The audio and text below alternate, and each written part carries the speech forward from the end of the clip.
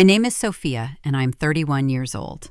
On a freezing Tuesday night, I walked into the suburban Colorado house I had financed for 8 years and announced my corporate division had been eliminated. My younger sister did not ask if I was okay. She looked up from her screen and asked who was going to pay her auto loan. My mother nodded, stating that my sister required financial stability for her upcoming wedding. Then my father walked down the stairs, dropped a stack of flattened cardboard boxes at my feet, and ordered me to vacate my bedroom by Saturday so my sister could build a wellness studio. He told me I was resilient and would figure it out. I did figure it out. What none of them knew was that losing my day job meant nothing, because I secretly owned a lucrative forensic accounting firm and a paid-off townhouse in downtown Denver. The next day, everything they took for granted collapsed.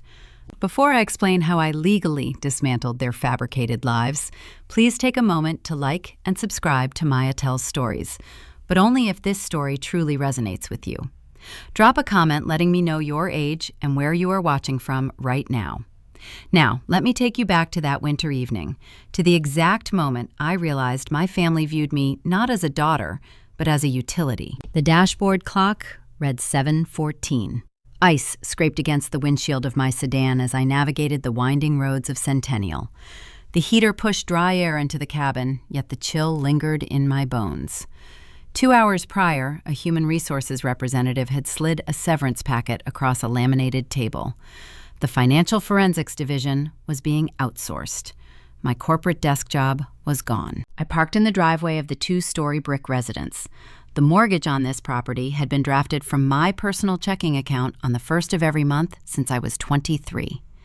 I turned the key in the front door lock and stepped inside. The living room smelled of vanilla candles and roasted chicken. My mother, Brenda, sat on the linen sofa, leafing through a bridal magazine.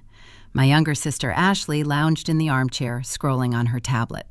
Neither broke their gaze from their respective pages when the front door shut. I slipped off my wool coat and hung it on the brass rack. I walked to the center of the room. I stated that my corporate division had been restructured and my position no longer existed. I explained the severance package would cover a few weeks, but the steady income stream was severed. Ashley stopped scrolling, her tablet lowered to her lap. She did not blink. She asked who was going to pay her car note now. The monthly draft for her imported crossover was $800. I stared at her, waiting for a trace of empathy to surface. None materialized. Brenda closed her magazine, resting it on the glass coffee table. She offered a single, validating nod to her younger daughter.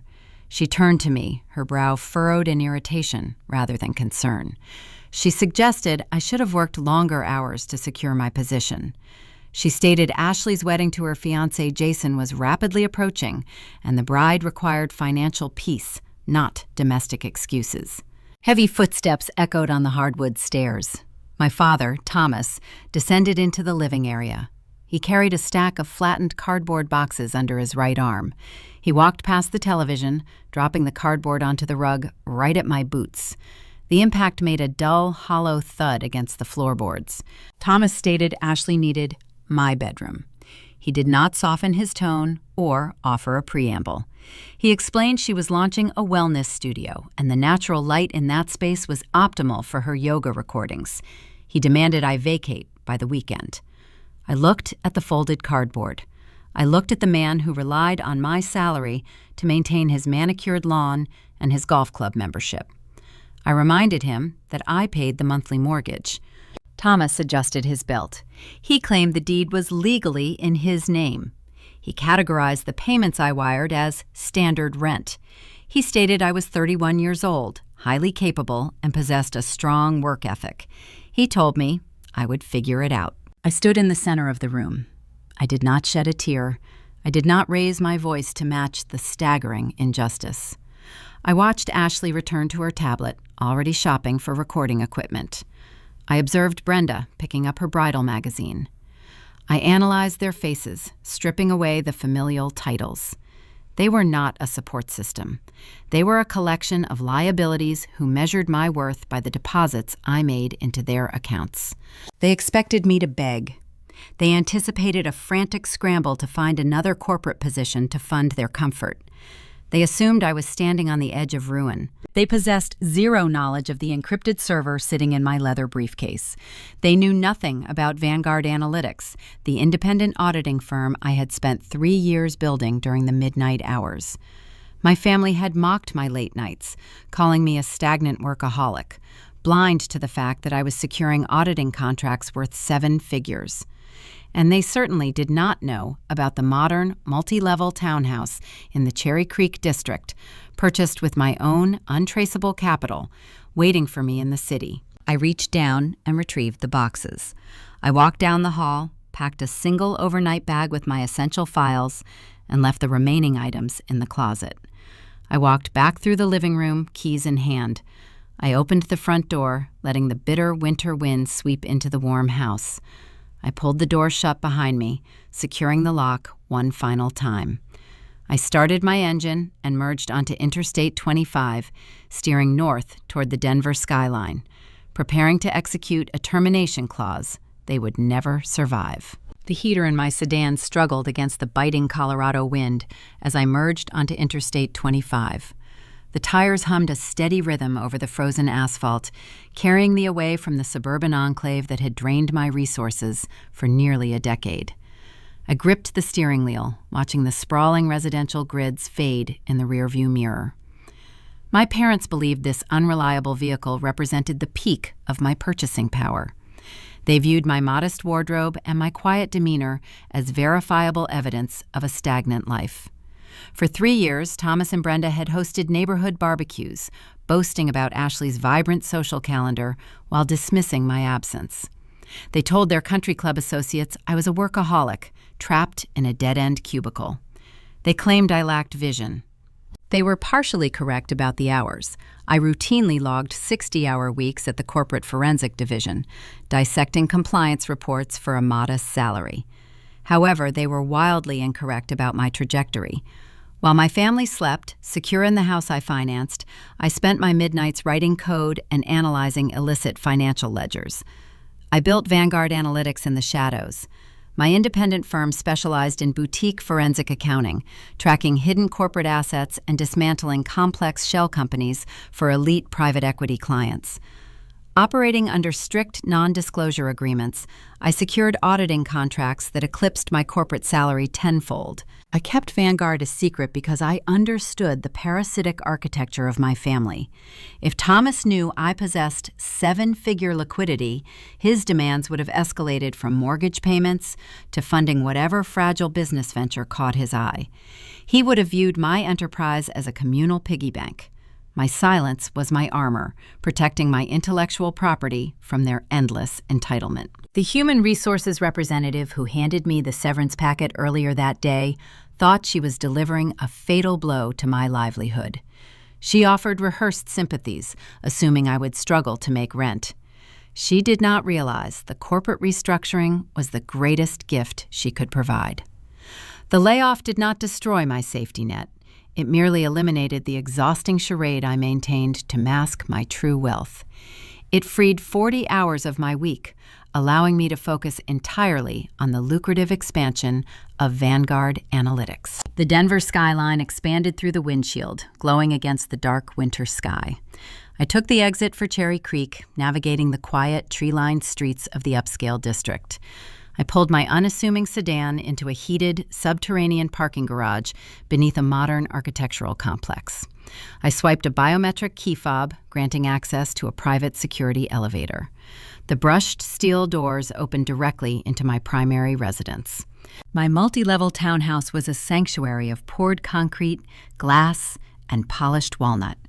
I purchased the property 2 years ago using clean, untraceable capital channeled through a blind trust. No commercial bank held a lien on this space. No landlord dictated the terms. I walked across the heated floorboards of the foyer, dropping my overnight bag near a floating glass staircase. The environment was engineered for absolute tranquility. The kitchen featured dark matte cabinetry, professional-grade stainless steel appliances, and a seamless quartz island. The contrast between this pristine environment and the suburban house I had just fled was striking. Thomas believed he held the ultimate leverage by threatening me with homelessness. He thought a stack of folded cardboard boxes would force my submission. He assumed I would sleep on a friend's sofa, terrified of losing my childhood bedroom. He had no idea his eldest daughter owned real estate that made his mortgaged property look like a starter home. I placed my leather briefcase on the quartz counter and extracted my encrypted laptop. The screen illuminated the dark kitchen, casting a pale blue glow over the smooth stone surface. I poured a glass of cold water, took a slow sip, and sat on a high-backed leather stool. I bypassed my corporate email and logged directly into my personal banking portal. The dashboard loaded, displaying the chronological history of my subjugation. I opened the recurring transfer menu. The automated draft sat in a neat, orderly row, dictating the flow of my capital into their pockets. Every single line item represented a choice I made to keep the peace. $2,400 routed to a national lender for the suburban mortgage. $800 dispatched to a luxury dealership to cover Ashley's crossover vehicle. $600 funneled to an insurance broker protecting Thomas's assets. For 96 months, those numbers had vanished from my ledger without a single word of gratitude from the recipients. I had funded their curated reality. I paid for the roof over their heads and the tires on their pavement. In exchange, they handed me packing supplies and ordered me to clear out so my sister could film yoga routines for an imaginary audience. They traded my loyalty for a wellness studio. The residual sting of their betrayal evaporated, replaced by a profound clinical clarity. Grief is an emotional response reserved for the loss of something valuable. You do not grieve a parasite releasing its grip. You simply sanitize the wound. I stared at the glowing digits on the monitor.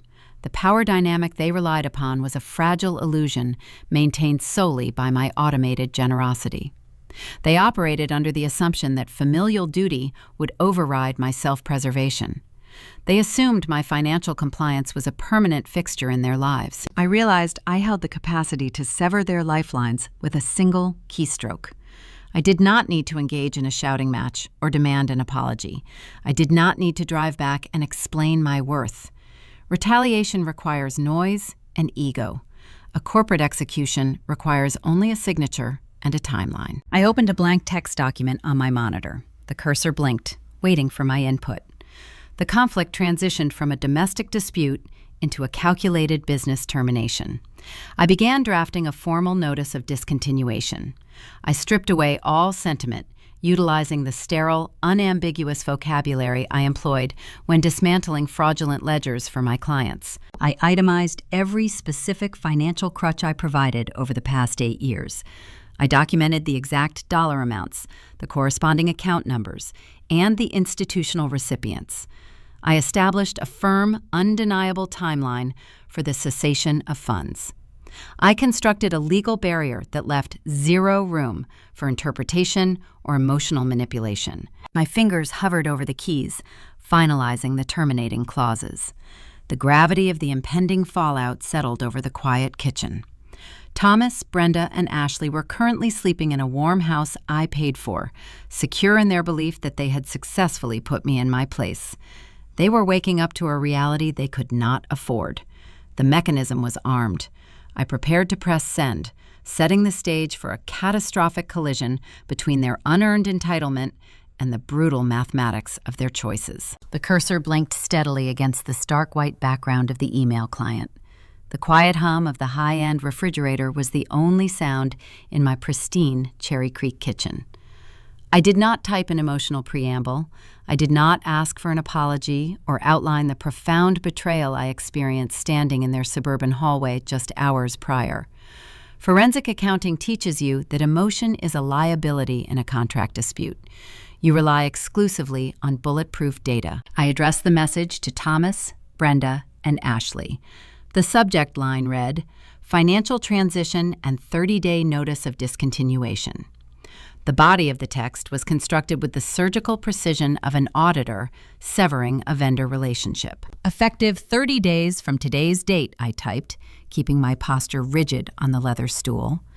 I will terminate the automated financial disbursements currently supporting your household and personal assets. This serves as formal, legal notification of the cessation of the following monthly subsidies. I created a bulleted list to ensure maximum visual impact. The first line item was the $2,400 mortgage supplement routed to the national lender. I noted that this payment had been maintained uninterrupted for 96 months. The second line item detailed the $800 auto loan draft for Ashley's imported crossover, a vehicle she drove to expensive brunches while I worked 60-hour weeks. The final line item documented the $600 sent directly to an insurance brokerage to cover Thomas's premium policies. I concluded the email with a single, unambiguous paragraph. These payments were voluntary contributions and are not bound by any legal obligation. Due to the recent restructuring of my living arrangements, initiated by your request to vacate the premises by Saturday, my capital must be reallocated. Please use the next 30 days to secure alternative funding for your lifestyle. I wish you the best in your future endeavors. I did not sign off with Love, Sophia. I used my full legal name. The total sum was $3,800 disappearing from their monthly ledger.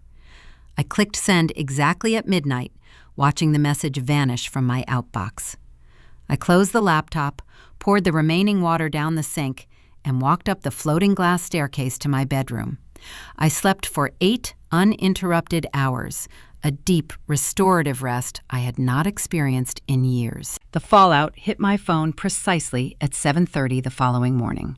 I was standing by my espresso machine, dressed in a comfortable cashmere sweater, watching the city wake up through the floor-to-ceiling windows. My device began to vibrate violently against the quartz counter, a relentless digital drumbeat signaling the detonation of their curated reality. I picked up the phone and opened the family group chat. The screen was a solid wall of frantic, hostile text bubbles. Brenda initiated the assault. She bypassed any acknowledgement of the cardboard boxes Thomas had dropped at my feet. She immediately categorized my email as a vindictive, immature tantrum. "You are destroying this family over a petty grudge," she wrote, her digital words dripping with aristocratic disdain. "We asked you for one simple favor regarding Ashley's wellness studio, and you respond by trying to bankrupt your own parents? You need to apologize and fix this immediately." Ashley followed her mother's lead, deploying her signature brand of weaponized victimhood. Her messages were erratic, devoid of punctuation, and entirely self-centered. "How am I supposed to pay for the floral arrangements now?" she demanded. "My wedding is in 4 months. You know Jason needs liquidity for the Aspen launch. You are literally ruining the happiest day of my life because you are jealous." Then came Thomas. He did not text.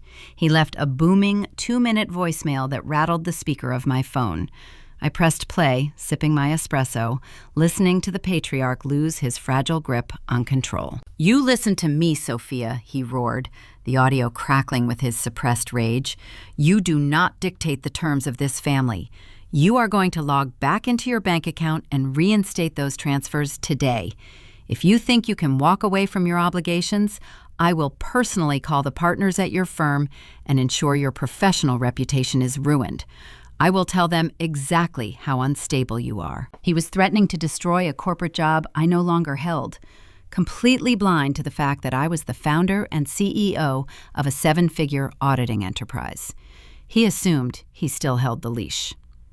I did not respond to Brenda's guilt trip. I did not engage with Ashley's wedding hysteria. I did not return Thomas's call to beg for mercy. I tapped the screen, archiving the entire group chat and saving the threatening voicemail into a secure, encrypted folder on my cloud drive. In the forensic world, a threat is simply evidence waiting for a courtroom. I set the phone face down and booted up my work terminal. The mention of Jason in Ashley's frantic texts was a crucial data point. Jason was Ashley's fiancé, a charismatic, fast-talking 32-year-old who introduced himself at family dinners as an eco-developer. He wore expensive fleece vests, drove a leased electric sports car, and spoke exclusively in venture capital buzzwords. Jason was currently attempting to secure massive institutional funding for a luxury ski resort development in Aspen, Colorado. He pitched the project as a sustainable, high-end retreat for the ultra-wealthy. My parents treated Jason like a visiting dignitary. Thomas poured him expensive bourbon and nodded reverently when Jason discussed aggressive scaling and disruptive hospitality paradigms.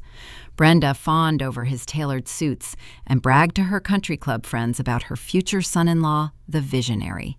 They viewed Jason as the ultimate golden goose, a man destined to elevate their social standing and provide a bottomless well of prestige. They had essentially replaced me with a man who sold promises. I opened my secure Vanguard Analytics email portal to begin my workday. Sitting at the top of my inbox was an urgent encrypted message from my primary private equity client, a ruthless institutional investment firm based in Chicago. The firm managed billions in assets and relied exclusively on my proprietary algorithms to vet their acquisitions before signing massive buyout checks. The subject line requested an expedited risk assessment on a new target acquisition in the Colorado sector. The client noted they were preparing to issue a $15 million term sheet, but required my final sign-off on the financial architecture before releasing the capital. I downloaded the attached dossier and entered the decryption key provided by the lead partner. The file unzipped, populating my dual monitors with pitch decks, corporate registration numbers, and preliminary land deeds. I scanned the executive summary, my eyes locking onto the bold, stylized logo at the top of the page. Summit Eco Ventures. The founder and CEO listed directly below the logo was Jason. I stopped breathing for a fraction of a second. I stared at the high-resolution photograph of my future brother-in-law, smiling confidently from the digital brochure. The man my family worshipped, the visionary they prioritized over my basic human dignity, was actively courting my biggest client for a $15 million payday. He was trying to sell his eco-resort concept to the exact private equity firm I protected. Jason believed he was pitching older, legacy investors who would be dazzled by his sustainability metrics and glossy architectural renderings. He believed his charismatic smile and his fleece vests would mask whatever creative accounting he utilized to secure the meeting. He had absolutely no idea that the final gatekeeper standing between him and a multi-million-dollar fortune was the supposedly unemployed sister he and his fiancée had just thrown out onto the street. The conflict instantly mutated from a suburban domestic dispute into a high-stakes corporate execution. I did not close the file. I did not alert my client to the familial connection. I pulled my keyboard closer, a cold, predatory focus settling over my mind. I cracked my knuckles, prepared to run Jason's golden empire through my algorithms, and began the meticulous process of tearing his mirage down to the studs. The 72 hours following my midnight email unfolded in a predictable sequence of digital harassment. My phone sustained a relentless barrage of incoming text messages and voicemails from the suburban enclaves of Centennial. I did not engage. I monitored their escalating hostility from the soundproof tranquility of my Denver townhouse, treating their frantic communications as raw data points in a behavioral study. The silence I maintained acted as a vacuum, sucking the remaining oxygen out of their manicured reality. On the third morning, I decided to break my routine. The encrypted risk assessment on Jason's eco-resort was compiling on my servers, requiring significant processing time. I left the townhouse and drove my unassuming sedan toward the corporate district, where my former employer was headquartered. I selected a high-end artisan coffee shop located exactly 2 blocks from the glass tower where I was laid off. The cafe catered exclusively to executives charging exorbitant prices for single-origin roasts and maintaining a hushed, austere atmosphere. I ordered a black espresso and took a seat near the floor-to-ceiling windows facing the busy street. I wore a tailored cashmere sweater and dark structured trousers blending seamlessly into the environment of casual wealth. I opened my tablet, reviewing a secondary portfolio for Vanguard Analytics, when the heavy glass door of the cafe swung open. My peripheral vision caught the familiar rigid posture of my father, pushing past a line of suited patrons. Thomas strode across the polished concrete floor, his face set in a mask of aggressive patriarchal authority. He wore a crisp golf shirt under a lightweight jacket, projecting the confident energy of a man accustomed to commanding respect. Trailing close behind him was my mother, Brenda, clutching a designer handbag, holding her chin high to survey the room with aristocratic disdain. They had tracked my location using the location-sharing application I had forgotten to disable on my phone. They assumed I was taking a mid-morning break from the corporate job I no longer held. They believed they were cornering an insubordinate employee on her lunch hour, completely blind to the fact that they were interrupting the chief executive officer of a 7-figure auditing firm. Thomas did not offer a greeting. He did not pull out a chair or ask permission to join me. He planted his hands firmly on the edge of the small circular table, leaning forward to dominate my physical space. His cologne, sharp and overbearing, invaded the subtle aroma of roasted coffee beans. "You think you can play games with this family, Sophia?" he hissed, keeping his voice low to avoid attracting the attention of the surrounding executives. "You send a coward's email in the middle of the night, cutting off the mortgage, and you refuse to answer my calls. I told you to figure out your living situation, not abandon your obligations. You are going to fix this right now." I did not flinch. I did not close my tablet or attempt to defend my character. I took a slow, deliberate sip of my espresso, maintaining unbroken eye contact with the man who had dropped cardboard boxes at my feet just days prior. I canceled the automated transfers. I stated my voice perfectly level, stripped of any emotional fluctuation. The notice period is 30 days. You have 4 weeks to secure alternative funding for your imported vehicles and your property taxes. My obligations to that household expired the moment you prioritized a wellness studio over my basic dignity. Brenda scoffed, waving a manicured hand as if swatting away a persistent insect. She pulled out the chair opposite me and sat down, arranging her expensive coat. "Oh, stop being so dramatic, Sophia," she snapped, her tone dripping with weaponized maternal disappointment. "We are not here to discuss your petty jealousies regarding Ashley's success. Your sister is planning a wedding, and we are dealing with complex financial maneuvers that you simply do not understand. We are here because you need to step up and support the visionary in this family." Thomas straightened his posture, puffing out his chest. He smoothed the front of his jacket, preparing to deliver a rehearsed pitch. He did not apologize for the eviction. He transitioned seamlessly from tyrannical dictator to desperate salesman. "Jason is executing a massive land acquisition in Aspen," Thomas announced, his eyes gleaming with greedy pride. "He is developing a luxury eco-resort that is going to redefine sustainable hospitality. Summit Eco Ventures is currently finalizing a historic $15 million venture capital buyout from a Tier 1 institutional firm in Chicago. The entire industry is watching his trajectory." He leaned closer, lowering his voice to a conspiratorial whisper, as if sharing insider trading secrets with a novice investor. However, Thomas continued, "The operational scaling costs required to meet this massive distribution demand are temporarily outpacing his liquid capital flow. The zoning permits and the environmental impact studies require immediate payment to continue the development phase. It is a minor cash flow hurdle, a standard bottleneck for any hypergrowth startup." He paused, letting the buzzwords hang in the air between us. "I have fully deployed the available equity in the family home to facilitate his initial launch." Thomas confessed a flicker of genuine terror, briefly breaching his arrogant facade. "Your mother and I are currently illiquid, ensuring the foundation of his enterprise remains solid until the $15 million acquisition check clears. Therefore, you are going to perform your duty. You live a stagnant, risk-averse lifestyle, hoarding your corporate salary. You are going to provide a $50,000 bridge loan today to cover Jason's immediate vendor debts." The sheer profound irony of his demand was staggering. He was ordering me to drain my assumed meager savings to float a charismatic con artist who was actively attempting to defraud my biggest private equity client. He was admitting to remortgaging the house I had financially supported for 8 years, incinerating the equity on a digital mirage. He framed the extortion not as a request, but as an absolute familial mandate. He believed his patriarchal authority would override my common sense.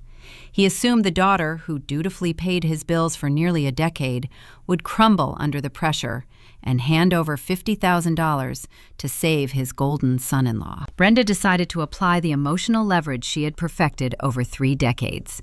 "If you refuse to support Jason in his darkest hour," she warned, her eyes narrowing into cold slits, "you will be entirely cut out of this family. We will remove you from our estate planning. You will be formally uninvited from Ashley's wedding. There will be no more holiday dinners and no more contact. We are offering you a chance to be useful, to be a part of a legacy, instead of remaining a selfish, isolated burden." She threatened me with a future that no longer existed. The estate she weaponized was already mortgaged to the hilt, its value completely destroyed by Jason's fake invoices. They were threatening to disinherit me from an empty box. They sat back, waiting for the inevitable capitulation, expecting the terror of isolation to force my compliance. I looked at the $50,000 demand. I thought about the $15 million risk assessment currently running through my proprietary algorithms back at the townhouse. A tech founder on the verge of a historic institutional buyout does not need his allegedly impoverished future sister-in-law to provide a bridge loan. A legitimate enterprise secures capital from banks or venture firms. Jason had clearly exhausted his professional goodwill and drained my parents' retirement accounts. He was radioactive to any legitimate lending institution, leaving me as the final, clean resource available for harvest. I set my espresso cup down on the saucer. The ceramic made a sharp clinking sound cutting through the quiet hum of the coffee shop. I did not argue. I did not raise my voice to match their mounting panic. "I am not signing a loan for an insolvent company," I stated, matching their cold hostility with clinical precision. The word insolvent struck the table like a physical blow, shattering the carefully constructed illusion of Jason's success. It was not a word used by a jealous sibling. It was a financial verdict delivered by an auditor. Thomas froze, his jaw dropping slightly. The blood rushed to his face, turning his complexion a mottled red. He realized I was not the compliant victim he anticipated. He recognized the tone of a woman who understood the mathematics of his ruin. "You ungrateful little brat," Thomas hissed, his voice cracking under the weight of his rage.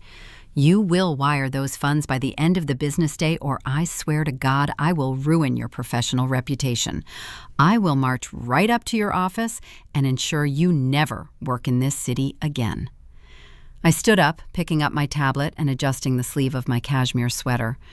I looked down at the man who had traded my loyalty for a fraudster's promise. "You cannot ruin a reputation at a company that laid me off 2 days ago, Dad," I replied, delivering the truth with absolute detachment. "And you cannot threaten me with a house you no longer own. I suggest you consult a bankruptcy attorney before the bank changes the locks on your front door." I turned away from the table, leaving them trapped in the suffocating reality of their catastrophic choices. I walked out of the high-end cafe, stepping into the bright Colorado sunlight.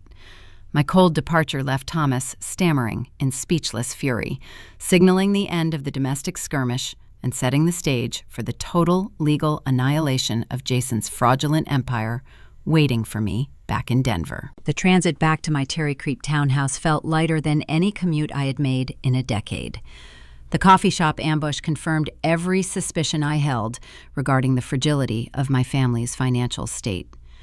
Thomas had aggressively deployed his patriarchal arrogance to mask sheer visceral terror. He had demanded a $50,000 bridge loan because he was staring down the barrel of a catastrophic default. He had effectively tied his entire retirement and the deed to his suburban home to a man whose primary business skill was wearing expensive fleece vests and talking loudly about disruptive hospitality. I unlocked the heavy steel door of my residence and stepped into the quiet, temperature-controlled environment. The air smelled faintly of ozone from the server racks humming in the converted second bedroom that served as my secure operating center. I did not take off my cashmere sweater or pour a glass of water. I walked directly to my multi-monitor workstation and sat down in my ergonomic chair.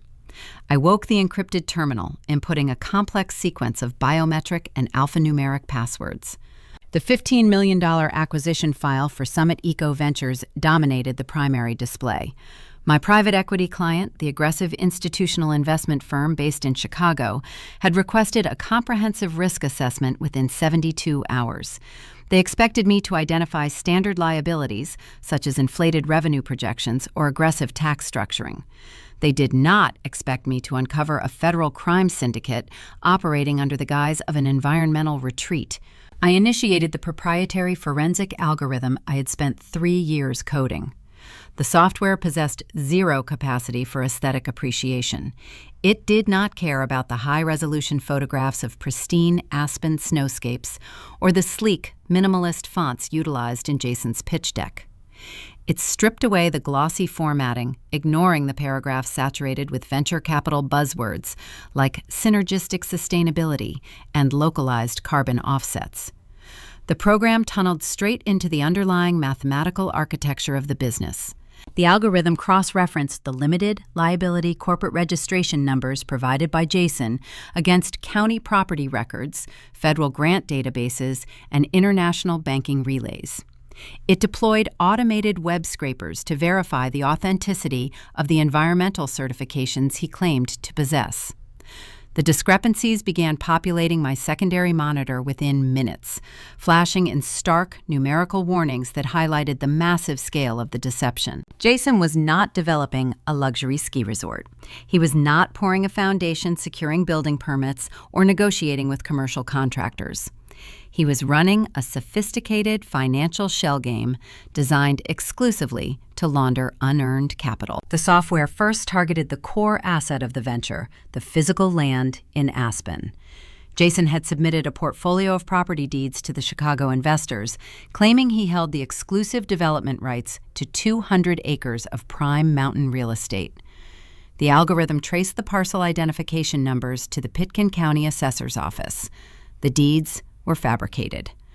The land in question was federally protected national forest terrain, absolutely unavailable for commercial development. Jason had forged the documents using graphic design software, hoping the older legacy auditors in Chicago would simply check a box and authorize the $15 million buyout without physically walking the site. The revelations grew significantly darker when the program audited the environmental grants. Jason claimed his hypergrowth startup was heavily subsidized by state and federal sustainability funds, citing hundreds of thousands of dollars in clean energy incentives. I ran the grant identification numbers through the respective government portals. The grants were entirely fictional. He had invented government backing out of thin air to artificially inflate the valuation of his enterprise, making his company appear incredibly lucrative and risk-averse to potential buyers. The most devastating data, however, emerged when the algorithm tracked the movement of the initial seed capital. I isolated the financial ledgers detailing the massive home equity loan Thomas had provided. My father had proudly boasted at the coffee shop that his money was securing zoning permits and covering immediate vendor debts. The software traced the routing numbers attached to the incoming wire transfers. Jason did not deploy a single dollar of that equity into the business. The algorithm tracked a labyrinth of transactions originating from the corporate accounts of Summit Eco Ventures. The funds were siphoned through domestic holding companies before landing in offshore banking relays designed to mask their final destination. I traced the money back to its source, matching the offshore accounts to the exact luxury expenses my family had flaunted over the past 6 months. Jason had taken the 6-figure loan from my father and systematically laundered it to fund a curated influencer lifestyle. The offshore relays were paying the exorbitant monthly leases on his imported electric sports cars.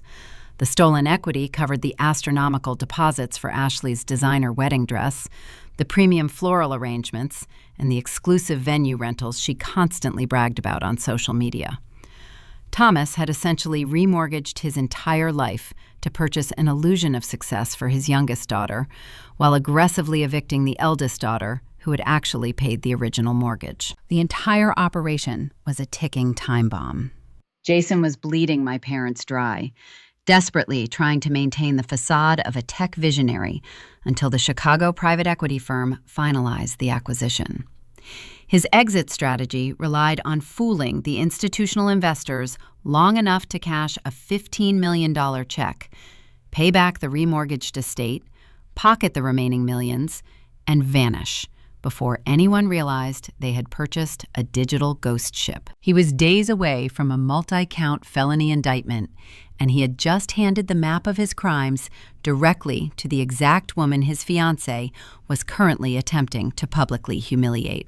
I did not feel a rush of sorrow for Thomas or Brenda.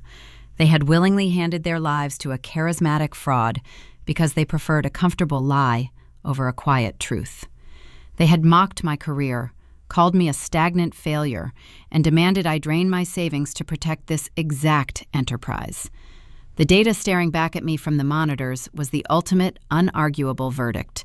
The mathematics of their choices had yielded total ruin. I initiated the printing sequence. The heavy commercial printer humming in the corner of the room pushed out thick stacks of crisp white paper. I gathered the 60-page report, spreading the documents across a large mahogany table. I uncapped a bright yellow highlighter, manually marking the most damning pieces of evidence. I highlighted the fake property deeds. I circled the offshore routing relays. I drew a sharp line under the fabricated environmental grants, directly contrasting them with the empty holding company addresses. I required a physical vessel to house the execution. I retrieved a heavyweight manila folder from a filing cabinet. I assembled the dossier with surgical precision, constructing a layered narrative of destruction that no attorney could ever dismantle. This was the lethal blow, the mechanism that would kill his buyout and trigger a devastating government investigation.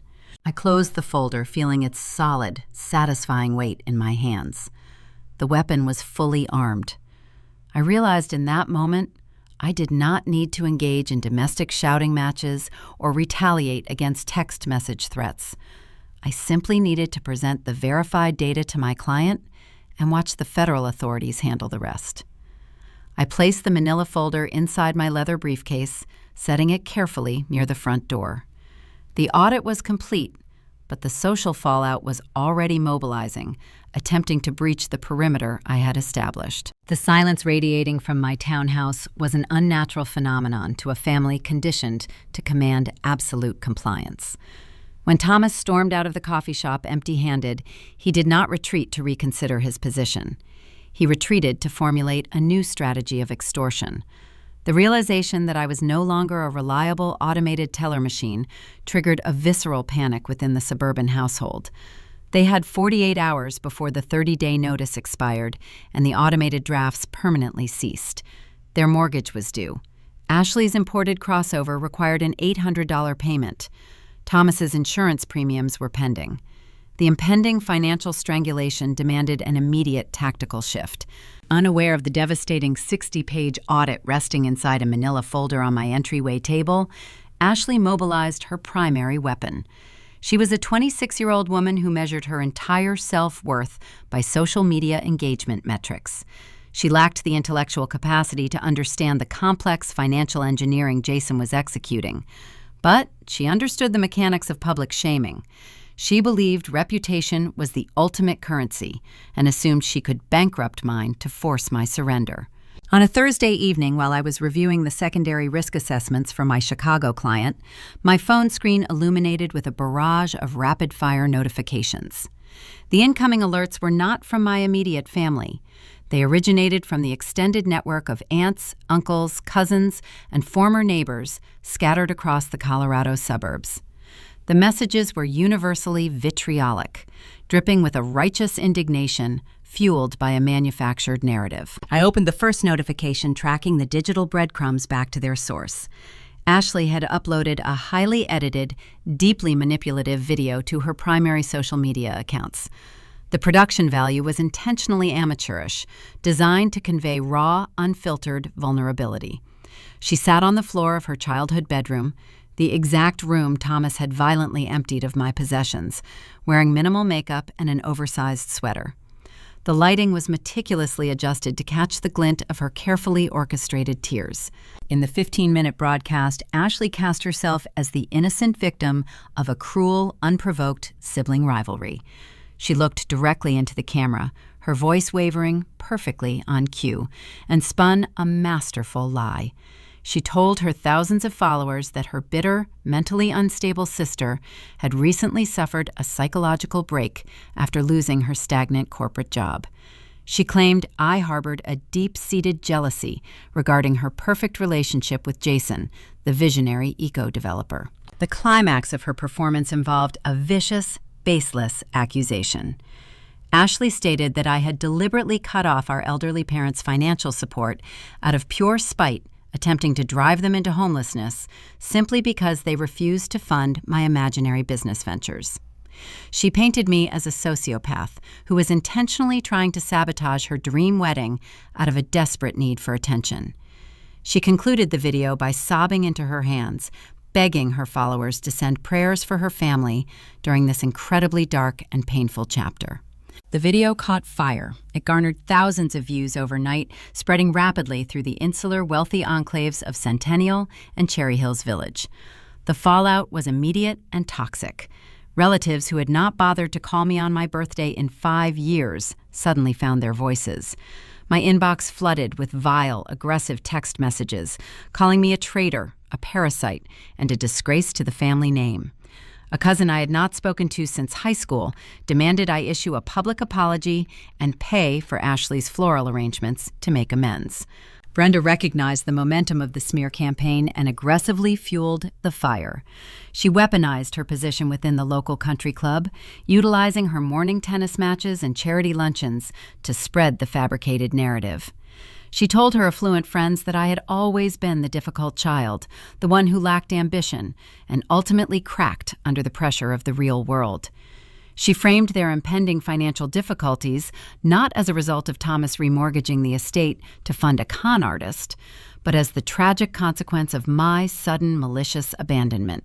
They expected the public humiliation to break my resolve. They operated under the assumption that a woman raised to prioritize optics and family reputation would crumble under the weight of coordinated social ostracization. They believed the sheer volume of the digital attacks would force me to issue a tearful rebuttal, wire the $50,000 bridge loan to save face, and crawl back to my designated place at the bottom of the family hierarchy. They thought they had cornered a helpless animal. A younger version of myself might have panicked. The 25-year-old analyst who desperately craved their validation might have drafted a frantic response, pleading with the extended family to look at the actual bank statements. I might have tried to defend my character to people committed to misunderstanding me. I was no longer that person. I did not engage, I did not record a defensive video or post a lengthy explanation detailing the cardboard boxes or the coffee shop ambush. I treated Ashley's tearful broadcast and Brenda's country club gossip as secondary evidence. I sat at my multi-monitor workstation sipping a glass of cold water and systematically downloaded every single hostile message, every voicemail, and the complete video file. I organized the digital attacks into a secure folder, categorizing them by date and sender. I then drafted a sterile professional email to my corporate legal counsel, a formidable attorney based in downtown Denver who managed the contracts for Vanguard Analytics. I attached the folder, establishing a pristine, undeniable paper trail of extortion, defamation, and harassment. The smear campaign did not weaken my position. It hardened my clinical detachment, stripping away any lingering trace of familial obligation. Watching my sister leverage her fake tears to extract a $50,000 loan while my father prepared to lose his home to a federal wire fraud scheme clarified the absolute necessity of my actions. I was not destroying a family. I was dismantling a parasitic organism that had mistaken my silence for weakness. I finalized the audit dossier, ensuring the 60 pages of highlighted ledgers and offshore banking relays were perfectly aligned. I placed the manila folder back into my leather briefcase, securing the brass clasps. I did not need to win an argument in the comment section of a social media platform. I was preparing to deploy the irrefutable data at the precise moment it would inflict maximum, irreversible damage to their fabricated reality.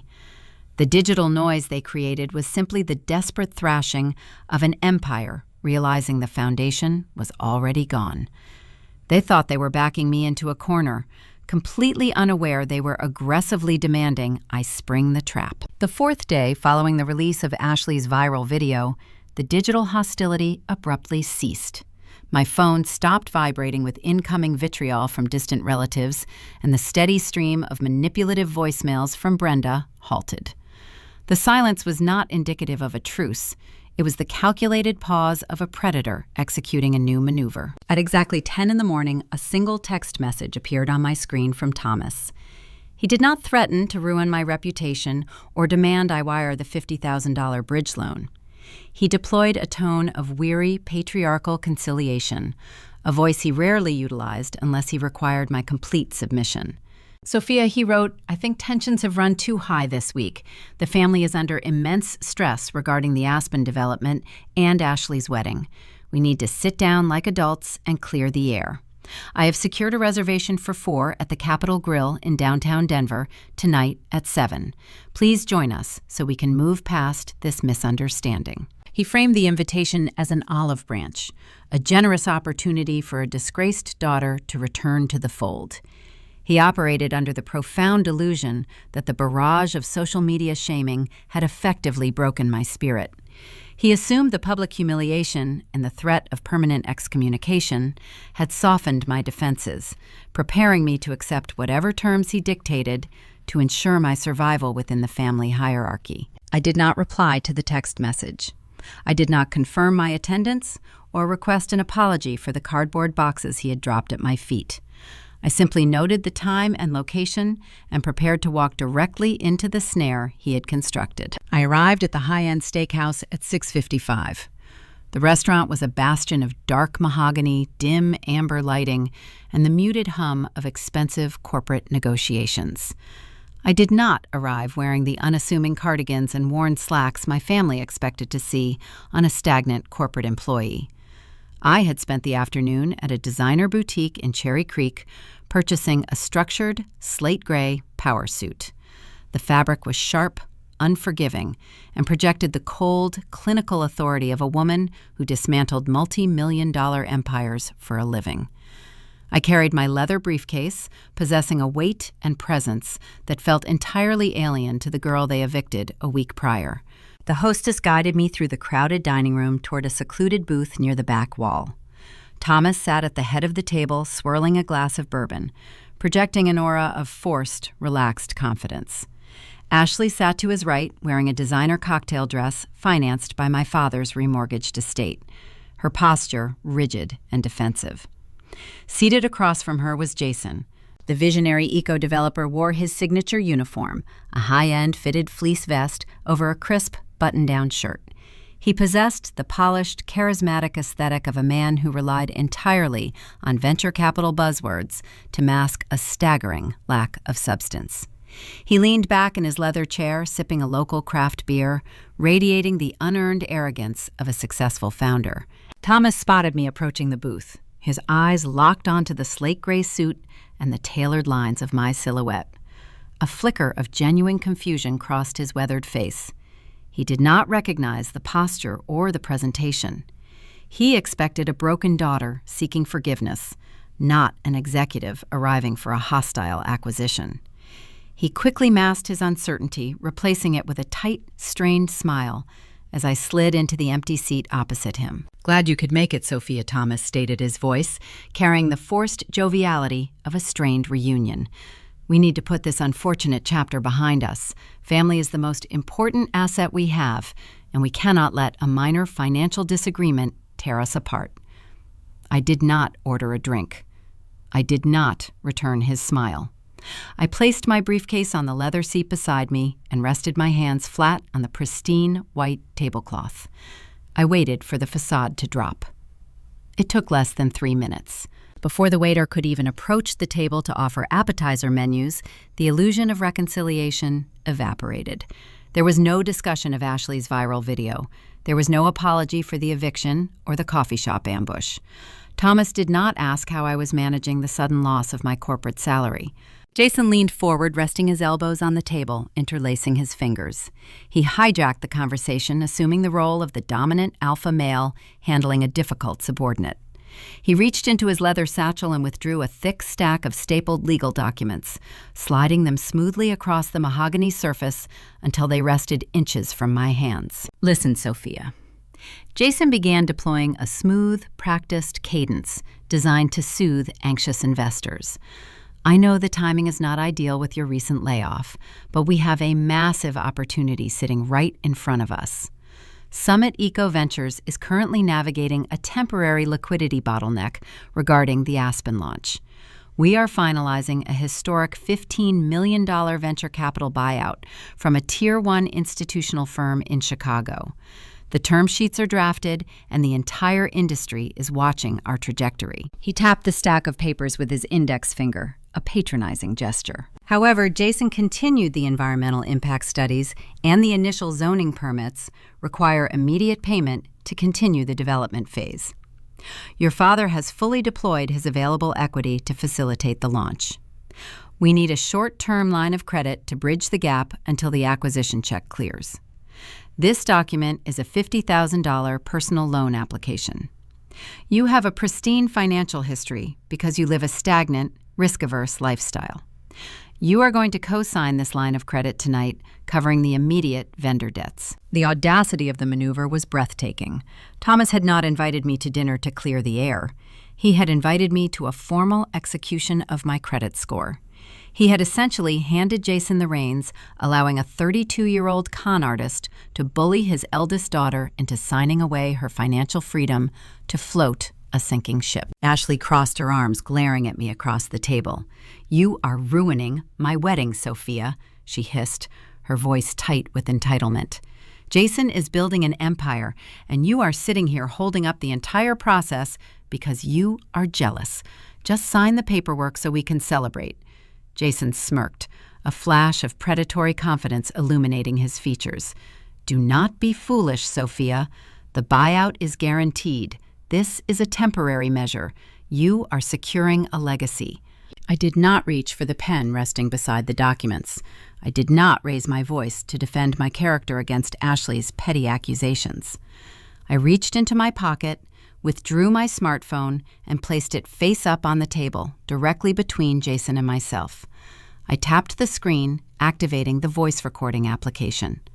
A small red timer began silently counting the seconds. Jason's smirk faltered slightly, his eyes darting to the recording device. He shifted in his seat, the first subtle crack in his polished veneer. "What are you doing?" he asked, his smooth cadence dipping into a sharp defensive register. "I am securing an audio file of a corporate officer actively soliciting personal funds while operating an insolvent enterprise," I replied, my voice echoing the sterile clinical tone of a forensic audit. Thomas stiffened his face, flushing a violent shade of red. He opened his mouth to deliver a booming reprimand, but I cut him off before he could formulate the threat. I leaned across the table, closing the physical distance between myself and the fraudulent eco-developer. I looked Jason dead in the eyes, stripping away the charismatic facade and speaking directly to the terrified debtor hiding beneath the expensive fleece vest. "I am not co-signing a loan for a fabricated Aspen development," I stated, enunciating every syllable with lethal precision, especially when the $15 million private equity firm in Chicago is currently reviewing a 60-page forensic audit detailing your offshore zoning fraud and the forged environmental grants. The atmosphere in the booth flatlined. The ambient noise of the busy steakhouse seemed to vanish entirely, replaced by a suffocating, crushing silence. The color drained from Jason's face so rapidly he appeared physically ill. His skin took on a waxy, grayish pallor. The confident, arrogant posture dissolved completely, his shoulders slumping, as if an invisible weight had slammed into his chest. He stopped breathing, his mouth hanging slightly open as his brain misfired, struggling to comprehend the catastrophic breach of his security. He realized in a fraction of a second that the stagnant corporate employee he had relentlessly mocked possessed intimate, classified knowledge of his criminal architecture. The highly specific financial term offshore zoning fraud was not a phrase utilized by a jealous sister. It was the precise legal classification of a federal felony. He knew his ledger was compromised. He knew the $15 million buyout was a fantasy. Thomas froze, staring at Jason's ruined complexion, his own heart rate accelerating as the reality of his lost home equity crashed into his consciousness. Ashley looked between her fiancé and her father, genuine confusion warring with mounting panic. I did not wait for Jason to recover his breath or offer a desperate, stammering excuse. I stood up, adjusting the lapel of my slate gray suit, and picked up my leather briefcase. I looked down at the three of them trapped in the booth, surrounded by the wreckage of their own deceit. I left the unsigned loan contract resting next to my empty water glass. I turned my back on the booth and walked out of the steakhouse, leaving Jason in a state of absolute hyperventilating terror.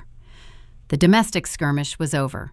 The corporate execution had officially commenced, and the target was currently bleeding out on the mahogany table. The 48 hours following the steakhouse dinner plunged Jason into a state of relentless, suffocating paranoia. The polished, charismatic exterior he presented to the world fractured entirely, leaving behind a frantic, desperate animal caught in a snare. The single phrase, offshore zoning fraud, deployed with such surgical detachment across the mahogany table, echoed in his mind on a continuous, looping playback. It was a highly specific classification, a term utilized exclusively by federal investigators and forensic auditors. It was not a guess. It was a verified diagnosis.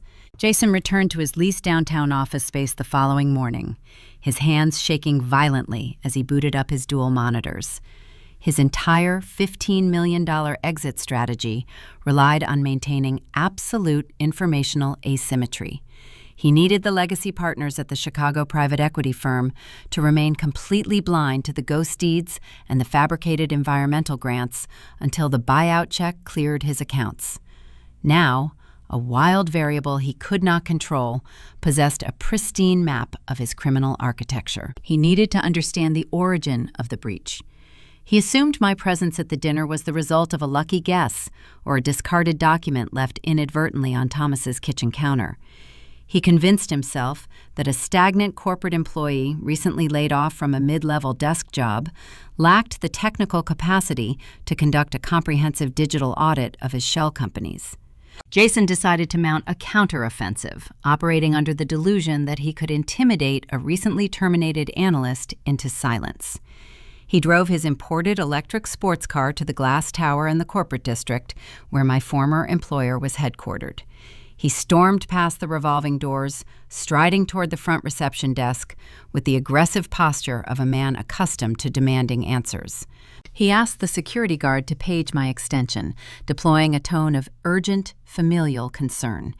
He expected me to scurry down to the lobby, intimidated by his presence and desperate to preserve my professional reputation in front of my colleagues. He intended to corner me near the elevators and threatened to file a defamation lawsuit if I ever repeated the zoning accusations to my family again. The security guard, a veteran employee named Marcus, who recognized my face from years of early morning arrivals, tapped his keyboard and looked up at Jason with a flat, unbothered expression. "She does not work here, sir," Marcus stated smoothly, adjusting his uniform collar. "Her division was relocated 3 weeks ago. Her badge access has been permanently deactivated." Jason froze, his confident stance evaporating into the chilled air of the lobby. He stared at the security guard, a cold spike of adrenaline piercing his chest. 3 weeks. I had sat in the suburban living room and accepted the cardboard boxes from Thomas long after I had already severed my ties to the corporate hierarchy. I had never been the desperate, unemployed victim they believed they were evicting. The realization that I was operating completely outside their controlled environment terrified him. He stumbled back to his sports car, his mind racing through catastrophic scenarios. He needed to know where I was spending my days and, more importantly, what resources I possessed to execute a forensic investigation. He could not rely on Ashley or Thomas. They were entirely useless, consumed by their own superficial anxieties regarding the wedding floral arrangements and the impending mortgage default. Jason required professional surveillance. He contacted a private investigator he occasionally utilized to run background checks on rival developers, a man named Vance, who specialized in deep digital extractions. Jason authorized a massive retainer demanding Vance locate my current employment status and any registered business affiliations attached to my Social Security number. He paced the floor of his leased office, drinking stale coffee and watching the digital clock on his monitor tick down the hours. The investigative report arrived in his encrypted inbox late the following evening. Jason opened the file, his eyes scanning the summary page. Vance did not uncover a new mid-level corporate job or a struggling freelance consultancy. The private investigator delivered a comprehensive profile on a boutique forensic accounting firm named Vanguard Analytics. The primary public filing listed the founder and chief executive officer in bold, unambiguous text. Sophia. Jason scrolled down, staring at the accompanying financial summaries and the registered corporate address located in the upscale Cherry Creek district. The report detailed a highly lucrative enterprise specializing in tracking hidden corporate assets, dismantling complex shell companies, and identifying fraudulent valuation metrics for elite institutional investors. The firm was not a hobby. It was a seven-figure apex predator in the financial ecosystem. The true devastation, however, was buried in the client roster section of the dossier. Vance had managed to scrape a partial list of the private equity firms that retained Vanguard Analytics on a contractual basis. Sitting at the very top of that list was the exact $15 million Chicago investment firm Jason was currently attempting to scam. The air rushed out of Jason's lungs. He collapsed backward into his ergonomic office chair, the color draining completely from his face. The walls of his deception closed in, rapidly crushing the remaining oxygen out of his fabricated empire. He was not facing a jealous sister-in-law holding a grudge over a discarded used car. He was staring directly at the lead auditor assigned to his specific acquisition file. The woman his fiancé had just publicly humiliated in a viral social media video, the daughter his future father-in-law had evicted onto the street, was the exact executive holding the absolute power to approve or terminate his multi-million-dollar survival. The staggering, profound irony of his situation broke him.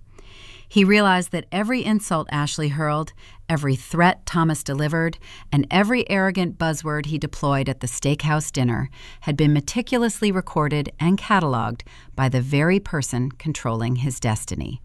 He had walked into the execution chamber, handed the executioner a loaded weapon, and demanded she pull the trigger. Panic overtook logic. Jason grabbed his smartphone, his fingers trembling violently as he scrolled through his contacts to find my number. He initiated the call, pressing the device hard against his ear, listening to the hollow, ringing tone. He paced the length of his office, his breathing ragged and shallow. The call went straight to voicemail. He did not leave a smooth, confident message. He left a frantic, sweating, recording his voice pitching up an octave, stripping away the polished facade of the visionary eco-developer. "Sophia, listen." Jason stammered, his words tumbling out in a rapid, desperate rush. "We need to talk, right now. The dinner the other night was a massive misunderstanding. Tensions were high, and Ashley was stressed about the wedding. I can explain the numbers. The zoning data you referenced, it is out of context. There is a larger strategy at play, and I just need 10 minutes in private to walk you through the ledgers. Please call me back before you submit any reports to Chicago. We are family. We can fix this." He ended the call, staring at the dark screen of his phone. He waited for a reply, a notification, a single text message indicating I was willing to negotiate a truce. The screen remained black. I did not answer the phone. I did not return his frantic voicemails or acknowledge his sudden, desperate pivot to familial loyalty. I sat in the soundproof tranquility of my Denver townhouse, drinking a glass of cold water and listening to the audio file of his terror. I archived the recording into the specific encrypted folder housing the final 60-page audit dossier.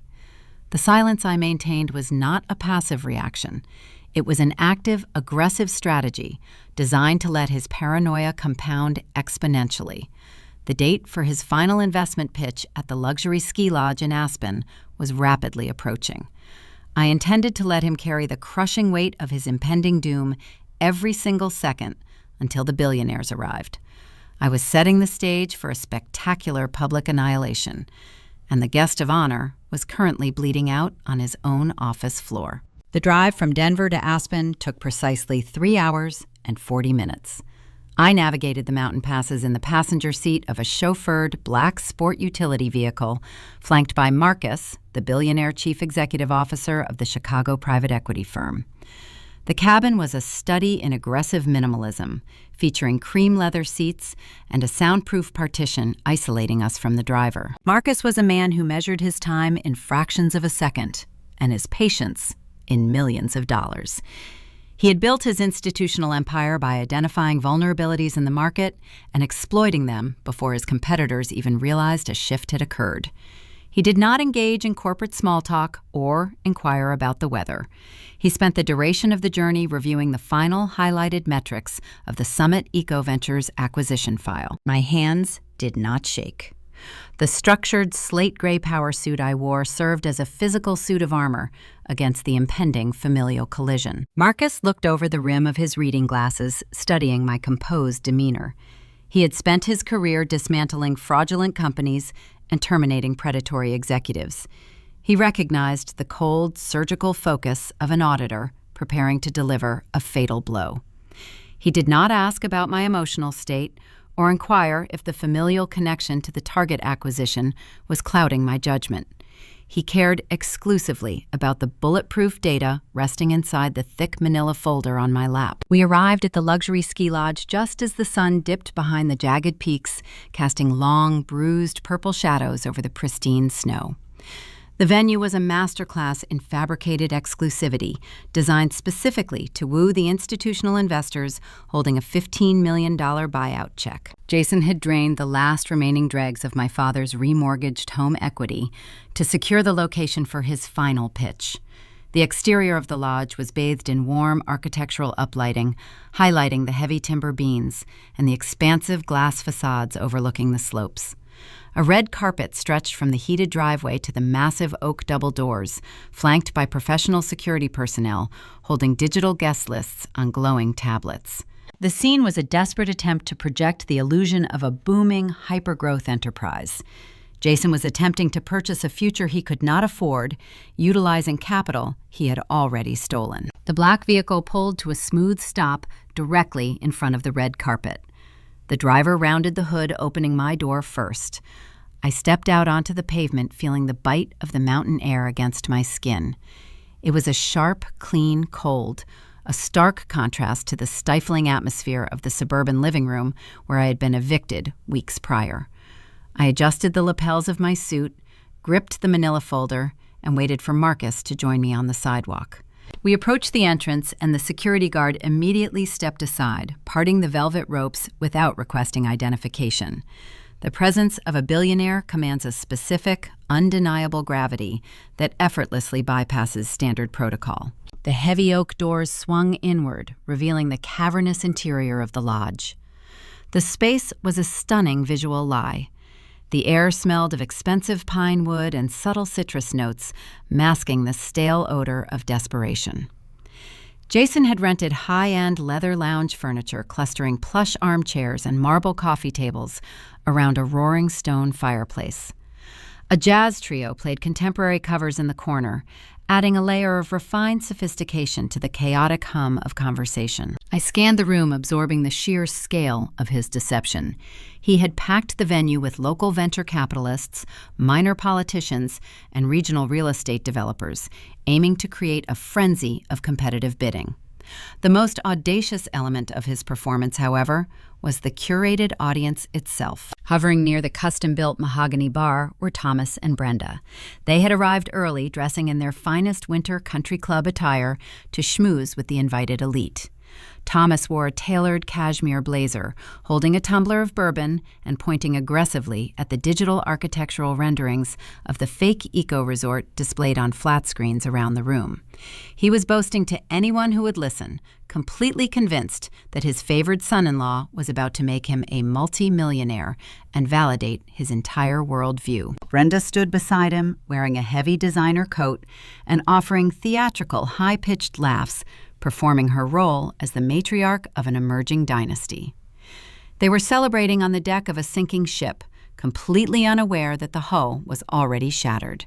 Ashley occupied the center of the room, acting as the unofficial hostess. She wore a striking cocktail dress, entirely inappropriate for the mountain climate, but perfect for the social media photographs she was aggressively staging. She floated between the local investors, holding a champagne flute, laughing loudly and ensuring everyone knew she was the visionary's primary muse. They were swimming in the intoxicating high of a guaranteed $15 million victory, completely blind to the reality of the situation.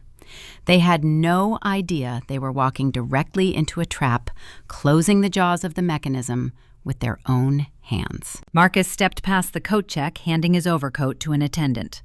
I followed him, shedding my outer layer, revealing the sharp, severe lines of the slate gray suit. The ambient lighting of the lodge caught the subtle texture of the expensive fabric, instantly distinguishing me from the localized wealth of the Aspen attendees. We moved together, charting a direct path across the polished hardwood floor. The crowd naturally parted for the chief executive officer, sensing the arrival of the apex predator they were all desperate to impress. The movement caught my mother's eye. Brenda was mid-sentence describing Jason's childhood brilliance to a bored-looking regional developer when she glanced toward the entrance. Her theatrical smile froze. Her eyes widened, locking onto my face. The champagne glass in her hand tilted dangerously close to spilling over the rim. She did not recognize the woman walking toward the center of the room. For 31 years, she had defined my existence by sensible cardigans, exhausted posture, and a quiet, desperate need for her validation. She was accustomed to seeing me arrive at family events looking like a struggling extra in the grand production of her life. Now, she was staring at an executive, radiating cold, unbothered power. Brenda aggressively tapped Thomas on the shoulder, digging her manicured fingernails into the fabric of his cashmere blazer. Thomas spun around, irritated by the interruption. He followed her gaze, squinting through the ambient lighting. When Thomas registered my presence, his face underwent a rapid, terrifying sequence of micro-expressions. Initial confusion gave way to shocked disbelief, which he assumed I was an ungrateful failure attempting to sabotage his golden child. He believed I had crashed the multi-million-dollar VIP pitch event. Thomas immediately abandoned his conversation, setting his bourbon heavily onto the mahogany bar. He strode purposefully across the room, closing the distance between himself and Jason, who was currently schmoozing a group of minor investors near the fireplace. Thomas grabbed Jason by the elbow, spinning the fake developer around and gesturing sharply in my direction. Jason's face twisted into an ugly sneer the moment he spotted me. His curated performance of the relaxed visionary vanished entirely. The panic sweating beneath his expensive fleece vest surged to the surface. He saw the sister he had mocked, carrying a thick manila folder directly into the heart of his fraudulent empire. He assumed I was a wild variable, a desperate relative looking for a handout in front of the Chicago billionaires he was trying to rob. He believed the frantic voicemails he left on my phone had gone unheard, and that I was arriving ignorant of the true stakes. Jason muttered a hasty apology to the investors, abruptly breaking away from the conversation. He marched aggressively across the polished hardwood floor, flanked by my father, forming a unified front of patriarchal intimidation.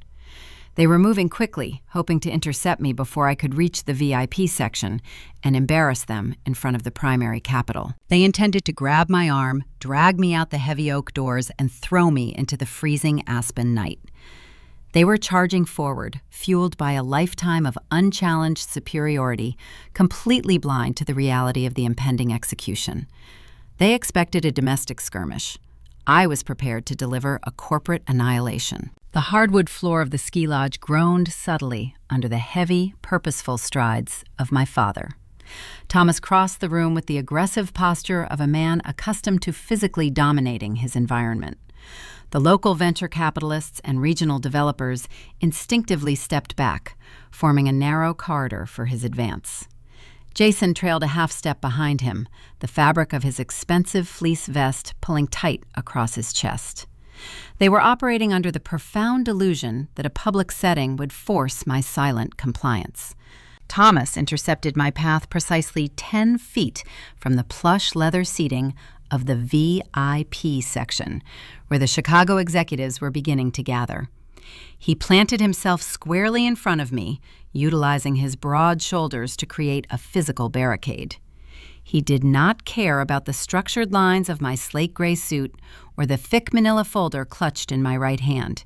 He only saw the daughter he had successfully evicted from a suburban bedroom weeks prior. His face contorted into a vicious sneer, lowering his head to ensure his words did not echo over the ambient jazz covers played by the trio in the corner. "What the hell are you doing here?" Sophia Thomas hissed, his voice dropping into a harsh, guttural whisper designed to intimidate without causing a scene. "How did you get past the door staff? This is a closed corporate event. We do not have time for whatever petty grievance you brought with you tonight. Jason is managing a $15 million negotiation.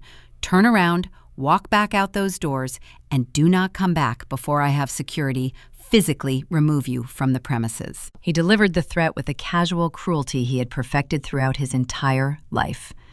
Whenever Thomas faced an unexpected variable, he relied on sheer aggression to mask his incompetence, expecting immediate capitulation from whoever stood in his way.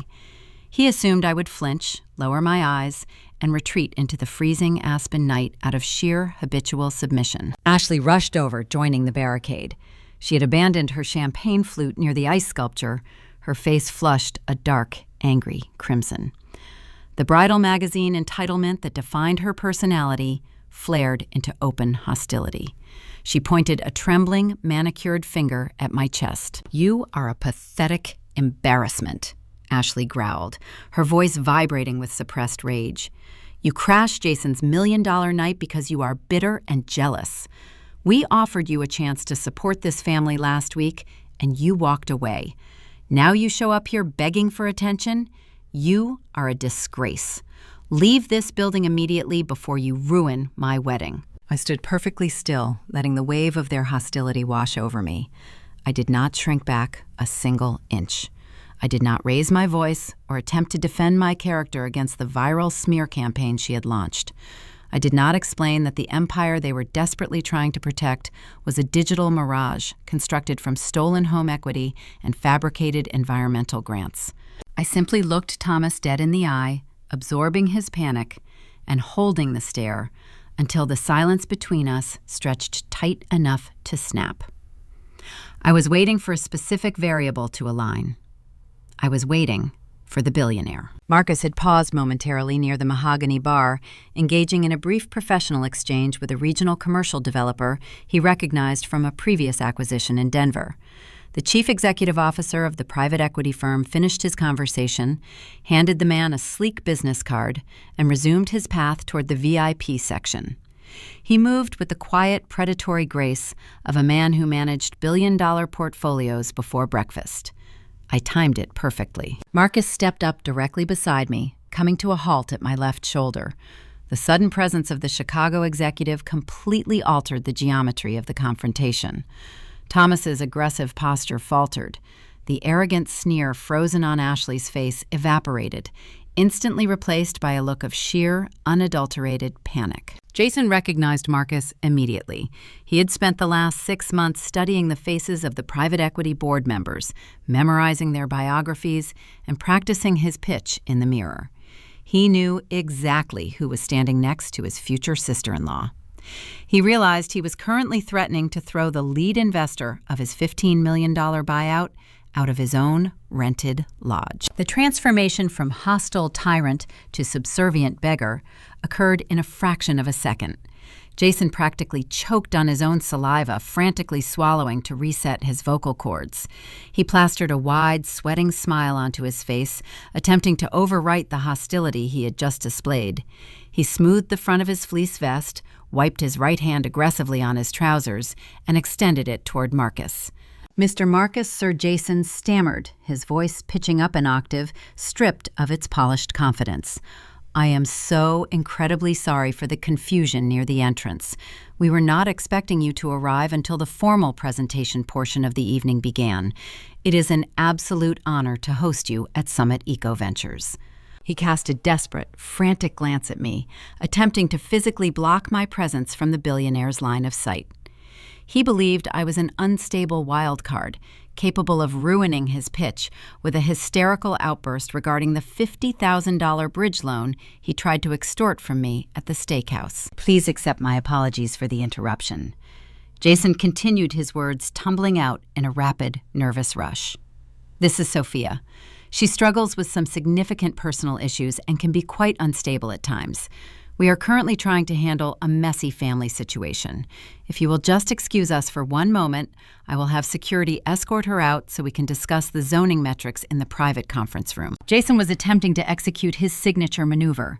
He was blaming his own chaotic environment on the alleged mental fragility of the nearest female relative, hoping the older male executive would simply nod in patriarchal agreement and dismiss the interruption. He expected Marcus to take his extended hand and ignore the messy domestic squabble. Marcus did not take the offered hand. The chief executive officer looked at Jason's sweating, outstretched palm, and then slowly raised his gaze to meet the terrified eyes of the fake developer. He surveyed the ecotourism visionary, the expensive fleece vest, and the frantic father hovering in the background with absolute, total disgust. Marcus did not whisper. He did not care about the ambient music or the curated guests pretending to enjoy their champagne. His voice rang out across the polished hardwood floor, carrying the undeniable resonance of supreme corporate authority. I don't know who you think you're speaking to, Marcus stated, his tone slicing through the tension like a scalpel cutting through flesh. The surrounding investors, the local politicians, and the venture capitalists standing nearby immediately ceased their conversations, turning their heads to witness the public rebuke. The silence radiating from our small circle expanded outward, silencing the room. But this is Sophia. Marcus continued gesturing toward me with a slight tilt of his head. She is the founder and chief executive officer of Vanguard Analytics. She operates as the vice president of forensics for my firm. She is the lead auditor assigned to your acquisition file, and she is the sole gatekeeper determining whether your company receives a single dime of our $15 million portfolio. The words hung in the air, heavy and absolute. The power dynamic in the ski lodge permanently inverted. The color drained from Jason's face, leaving a sickly, grayish pallor. His extended hand dropped to his side, hanging limp and useless against his trousers. His jaw went slack, his mouth opening and closing silently as his brain struggled to process the sheer, catastrophic magnitude of the revelation. The woman his fiancée had mocked in a viral video, the woman he had tried to extort for a $50,000 bridge loan, was the executive holding the keys to his $15 million salvation. Thomas froze, his chest deflating instantly. The booming, arrogant patriarch was reduced to a trembling statue. He stared at my slate gray suit and the heavy manila folder in my hand, finally recognizing the corporate uniform of an executioner. He realized the daughter he had told to figure it out had figured out exactly how to dismantle his entire world. The trap was sprung, and they were standing directly in the center of the blast radius. The public humiliation was complete, but the forensic dissection of their fraudulent empire was only just beginning. The color bled out of Jason's face so rapidly, his complexion took on the waxy texture of a cadaver. He stumbled half a step backward, his expensive leather boots scuffing awkwardly against the polished hardwood. The smug visionary persona he had weaponized against my family evaporated into thin air, leaving behind nothing but a terrified con artist suffocating inside a fleece vest. Beside him, Thomas stood paralyzed, his jaw unhinged, hanging slack as his brain misfired, trying to process the corporate titles Marcus had just deployed. Founder, Chief Executive Officer, Vice President of Forensics. For decades, my father had worshipped institutional authority, measuring human worth strictly by hierarchical status and venture capital earning potential. Hearing those specific designations attached to the daughter he considered a disposable utility caused a catastrophic system failure in his mind. The power dynamic within our family did not just shift, it shattered into irreparable fragments on the floor of the ski lodge. I did not grant them a single moment to recover their equilibrium. A predator does not pause to let its prey catch its breath. I maintained my composed, unyielding posture, smoothing the lapel of my slate gray suit. I told Jason we were going to review his acquisition portfolio right now. I raised my hand and pointed a single manicured finger toward the back of the lodge. I instructed him to lead us to the private conference room and to do it quietly, or Mr. Marcus would announce the termination of his term sheet right there by the ice sculpture. Jason swallowed hard, a visible gulp of pure panic. He cast a frantic glance at the local politicians and venture capitalists standing nearby, terrified they might overhear the destruction of his empire. Stripped of his leverage, he offered a jerky, mechanical nod. He turned on his heel and began a robotic march across the venue. Thomas followed blindly, his broad shoulders slumped, moving like a sleepwalker caught in a nightmare. Ashley trailed behind, clutching her designer cocktail dress, her earlier hostility replaced by a dawning, sickening confusion. Marcus and I brought up the rear, dictating the pace. Jason had specifically rented a conference space in the exact center of the lodge, utilizing floor-to-ceiling glass panels to ensure every investor could witness him performing the role of a busy executive negotiating a massive deal. He wanted to be seen. He had built a transparent fishbowl to showcase his importance. Now that same architectural vanity was about to become his public execution chamber. He pushed open the heavy glass door, his hands trembling so violently the metal handle rattled against the pane. We stepped inside the soundproof enclosure. The ambient jazz music vanished, replaced by the suffocating hum of the lodge ventilation system. Outside the glass, the local investors and regional developers continued to drink their champagne, stealing curious glances at the high-stakes meeting unfolding in plain sight. They could watch the drama, but they could not hear the verdict. Jason moved behind the massive conference table, a sprawling slab of polished mahogany he had undoubtedly rented using stolen funds. He did not sit down in his ergonomic chair. He stood gripping the edge of the wood, his knuckles turning a stark, bloodless white. Thomas lingered near the door, keeping his distance, his eyes darting between Marcus and me. The billionaire chief executive officer took a position near the window, folding his arms across his chest, observing the impending demolition with clinical detachment. I stepped right up to the edge of the mahogany table. I lifted the thick manila folder and dropped it onto the flat surface. The heavy thud echoed sharply in the quiet room, sounding like a gavel striking a block. I flipped the cover open. Resting on top was the crisp, watermarked Vanguard Analytics Executive Summary, bearing my name and my forensic certification. I let Jason stare at it for 5 agonizing seconds, forcing him to digest the reality of my jurisdiction. I slid the summary aside, revealing the 60-page highlighted audit. I pushed the document directly across the wood until the edge touched Jason's trembling fingers. I began delivering the data with surgical precision. I told him his initial pitch deck claimed a massive land acquisition regarding 200 acres of prime Aspen real estate. I reminded him he had pitched the Chicago investors a narrative of rapid scaling and disruptive eco-hospitality. Then I stated that the mathematics told a vastly different story. I explained that my algorithm detected falsified property deeds. Jason opened his mouth to mount a defense, but his vocal cords refused to produce a sound. He simply stared at the bright yellow highlighter marking his digital crimes. I turned the page for him, exposing the next layer of his fraud. I informed him he had submitted a portfolio claiming hundreds of thousands of dollars in clean energy government subsidies. I detailed how cross-referencing those grant identification numbers with federal databases revealed zero matching disbursements. I outlined exactly how he fabricated those environmental certifications to artificially inflate his valuation, making his company appear lucrative to potential buyers. Jason closed his eyes, a bead of cold sweat tracing a path down his temple. His chest heaved as he struggled to draw oxygen into his lungs. The buzzwords he usually relied upon to charm his way out of deficits were useless against hard, verified data. I was speaking a language he could not manipulate. I delivered the legal classification stating this was not a liquidity bottleneck, but rather systematic, intentional wire fraud. I told him he engineered a financial shell game to scam an institutional firm out of $15 million. Thomas could no longer remain a silent spectator. The patriarch who had staked his entire retirement and social standing on this venture took a hesitant step forward. He croaked his future son-in-law's name, his voice cracking under the weight of his mounting dread. He begged Jason to tell me I was wrong.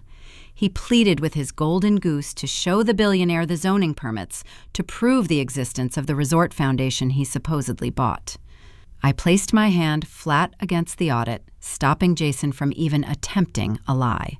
I pulled a specific page from the back of the dossier and slid it toward the edge of the table, orienting the text so my father could read the highlighted banking relays. I turned my gaze away from the broken developer and looked directly into Thomas's wide, terrified eyes. I informed him clinically that Jason did not spend his massive home equity loan on commercial land acquisitions. I tapped my index finger against the routing number printed on the sheet, stripping away the final shred of their shared delusion. I explained that Jason wired that exact sum to a series of offshore holding accounts. Thomas let out a ragged, shallow gasp, gripping the back of a leather guest chair to keep his knees from buckling. I did not offer him a lifeline. I delivered the killing blow. I concluded by stating that his future son-in-law utilized those exact offshore accounts to pay for Ashley's designer wedding dress, her premium floral arrangements, and his own imported electric sports cars. I whispered the reality that his retirement fund was gone. It never bought a single acre of Aspen dirt.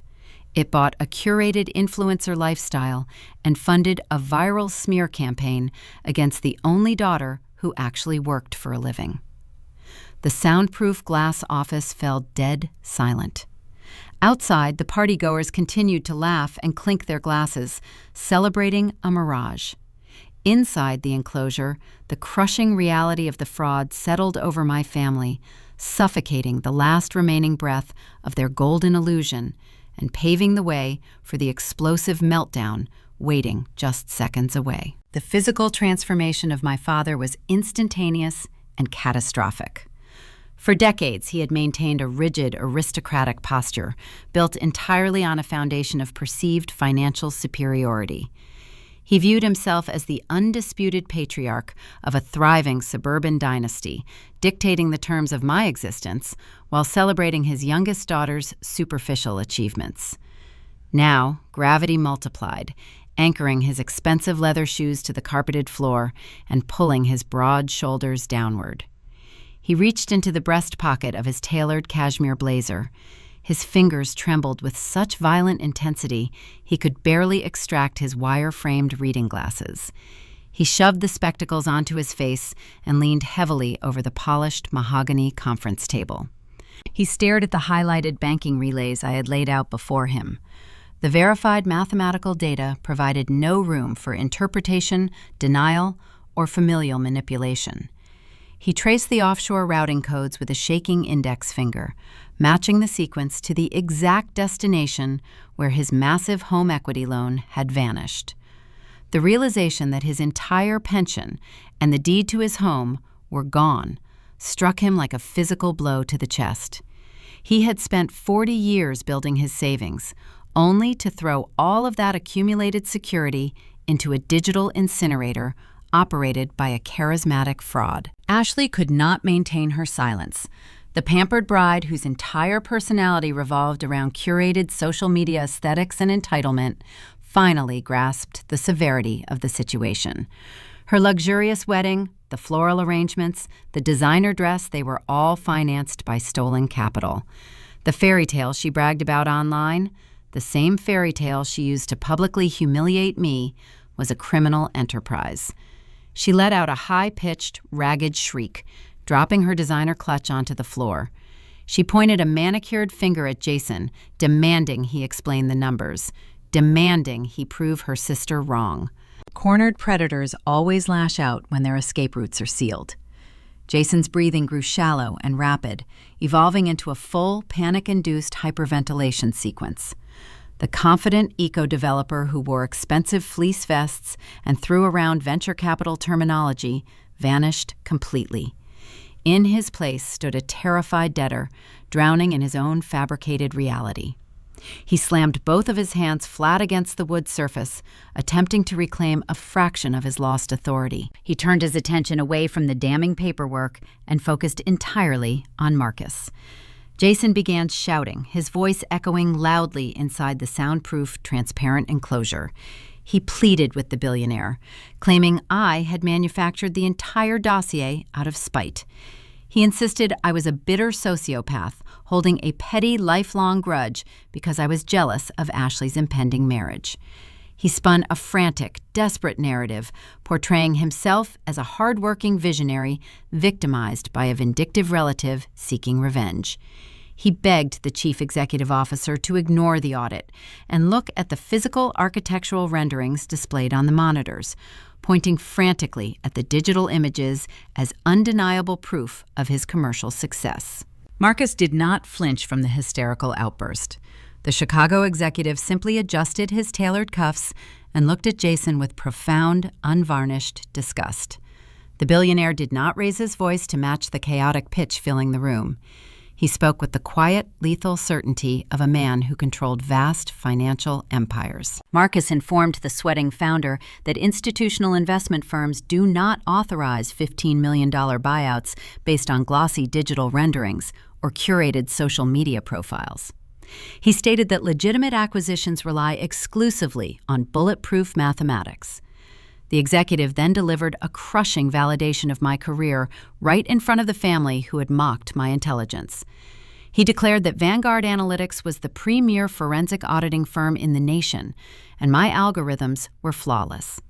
He told Jason that the software caught the ghost deeds and the international shell companies in a matter of hours, stripping away every layer of his deception.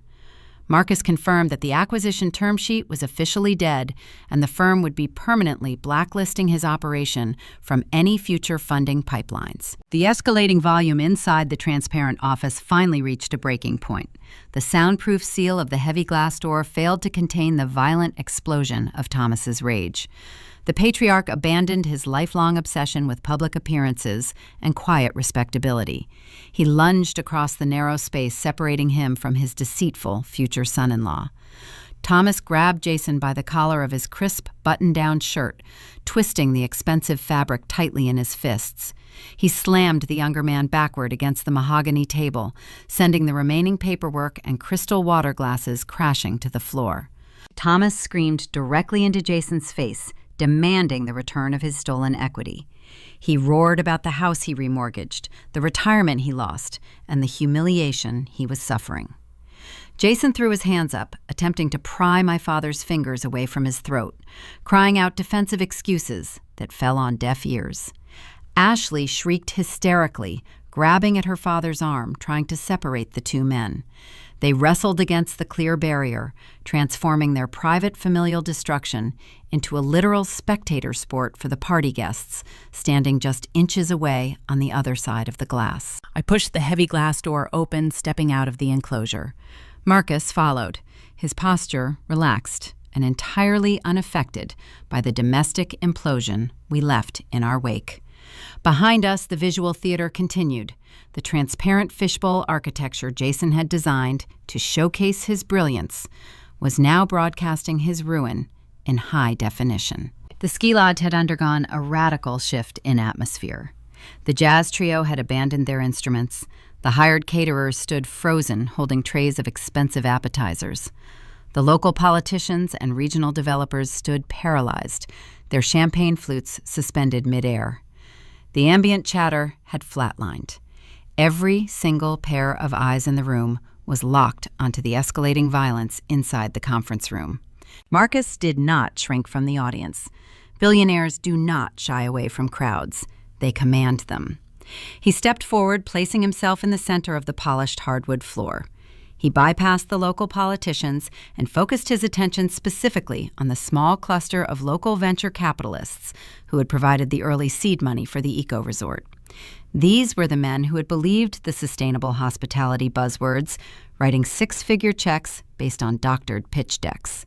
The Chicago executive projected his voice, ensuring it carried to the far corners of the lodge. He introduced himself, formally, stripping away the celebratory mood with clinical precision. He stated that his firm was formally withdrawing its $15 million letter of intent regarding the acquisition of Summit Eco Ventures. He did not soften the blow with corporate euphemisms. He declared that a preliminary risk assessment conducted by Vanguard Analytics had uncovered severe financial irregularities, fabricated land deeds, and undeniable evidence of federal wire fraud. He advised anyone holding equity in the operation to secure legal counsel immediately. The effect was instantaneous. A financial contagion swept through the room. The local investors did not ask for clarification or demand to see the proof. They recognized the death knell of a startup when they heard it. In unison, they reached into their tailored jackets and pulled out their cell phones. The soft glow of digital screens illuminated the dim lodge as they scrambled to dial their attorneys, desperate to freeze their exposed assets before the government arrived. The heavy glass door to the office burst open. Jason stumbled out onto the main floor. He was physically unrecognizable. The crisp button-down shirt was torn and stained. Sweat plastered his hair to his forehead, and his face was flushed a blotchy, panic-stricken red. He looked wildly around the emptying room, watching his curated mirage dissolve before his eyes. He threw his hands up in a frantic, placating gesture. He begged the investors to stay, screaming that it was a simple misunderstanding. He claimed it was a minor accounting error that could be resolved by morning. He ran toward the venture capitalists, attempting to physically block their path to the door. Nobody stopped walking. The local politicians who had arrived seeking photo opportunities hurried toward the red carpet, desperate to distance themselves from a pending federal indictment. The investors ignored his pleas, brushing past him as if he were entirely invisible. The venue, packed to capacity just 20 minutes prior, was now a hollow, echoing cavern. The rented leather sofas sat empty. The champagne sat untouched. The illusion was atomized. My mandate was fulfilled. The audit was delivered. The acquisition terminated, and the deception exposed. I turned toward the main entrance. I walked with a measured, rhythmic pace, my heels clicking sharply against the hardwood floor. The sound operated as a metronome, counting down the final seconds of my involvement in their toxic ecosystem. I reached the heavy oak doors when I heard frantic, desperate footsteps pounding behind me. It was not Jason. It was Thomas. The patriarch had abandoned his weeping daughter and her ruined fiancé inside the lodge. His survival instinct had triggered a sickening pivot. Recognizing that his golden goose was a radioactive liability, Thomas immediately shifted his parasitic focus to the only viable host left in the building. He saw his eldest daughter, possessing the corporate authority of a billionaire's colleague, and his brain recalculated his allegiances in real time. He charged across the room, preparing to demand a rescue from the exact woman he had evicted weeks prior. The rough fabric of Thomas's cashmere blazer brushed aggressively against the smooth lines of my slate-gray suit. His hand, a heavy, trembling vice, clamped down hard on my forearm, just inches from the heavy oak doors of the ski lodge. His grip was frantic, desperate, and entirely presumptuous. It was a physical manifestation of the familial anchor he had utilized for 31 years, attempting to drag me back into the suffocating gravity of his manufactured crises. I stopped my rhythmic stride. I did not immediately jerk my arm away or escalate the interaction into a physical struggle. I stood perfectly still, allowing the panicked, erratic energy radiating from his white knuckles to settle into the cold, ambient air of the emptying foyer. The patriarch who had commanded my submission and dictated my worth was entirely dismantled.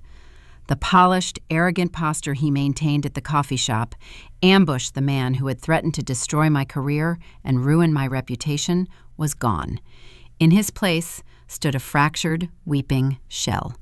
His chest heaved violently under his expensive winter wear, struggling to draw oxygen into lungs constrained by absolute terror.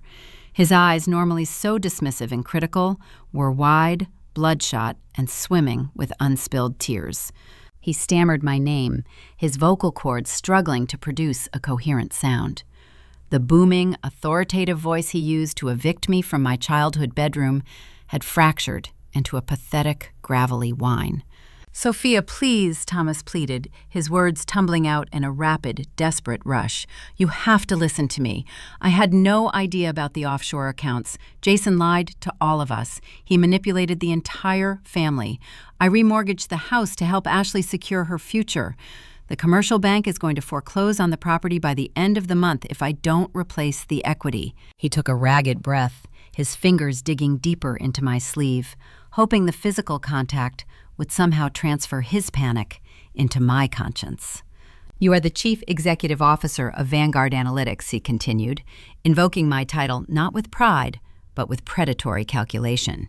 "You have access to millions of dollars in corporate capital. You can authorize a bridge loan tonight.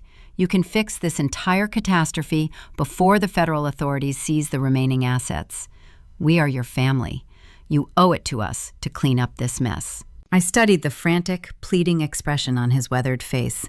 My mind instantly recalled a freezing Tuesday evening just weeks prior. On that night, I had stood in a warm living room, holding a severance packet, terrified of a sudden loss of income. I had looked at Thomas, relying on his paternal instincts to offer a fraction of sympathy or a temporary harbor. Instead, he had walked down the stairs, carrying a stack of flattened cardboard boxes, dropping them at my boots with a dull, hollow thud. He had looked at me with sterile calculation, ordering me to vacate the premises so his favored daughter could build a wellness studio. When I reminded him I had paid his mortgage for 8 years, he had not flinched. He had adjusted his belt, claimed the deed as his own, and told me I was resilient. He had waved his hand and callously instructed me to figure it out. He had demanded I absorb the trauma of a corporate layoff and a sudden eviction, so Ashley could play the role of an influencer. Even 3 days ago, he had ambushed me, demanding I drain my personal savings to co-sign a predatory $50,000 loan for the exact con artist currently weeping inside the glass conference room. He had threatened to disinherit me and banish me from the family if I refused to chain my pristine credit score to Jason's fraudulent empire.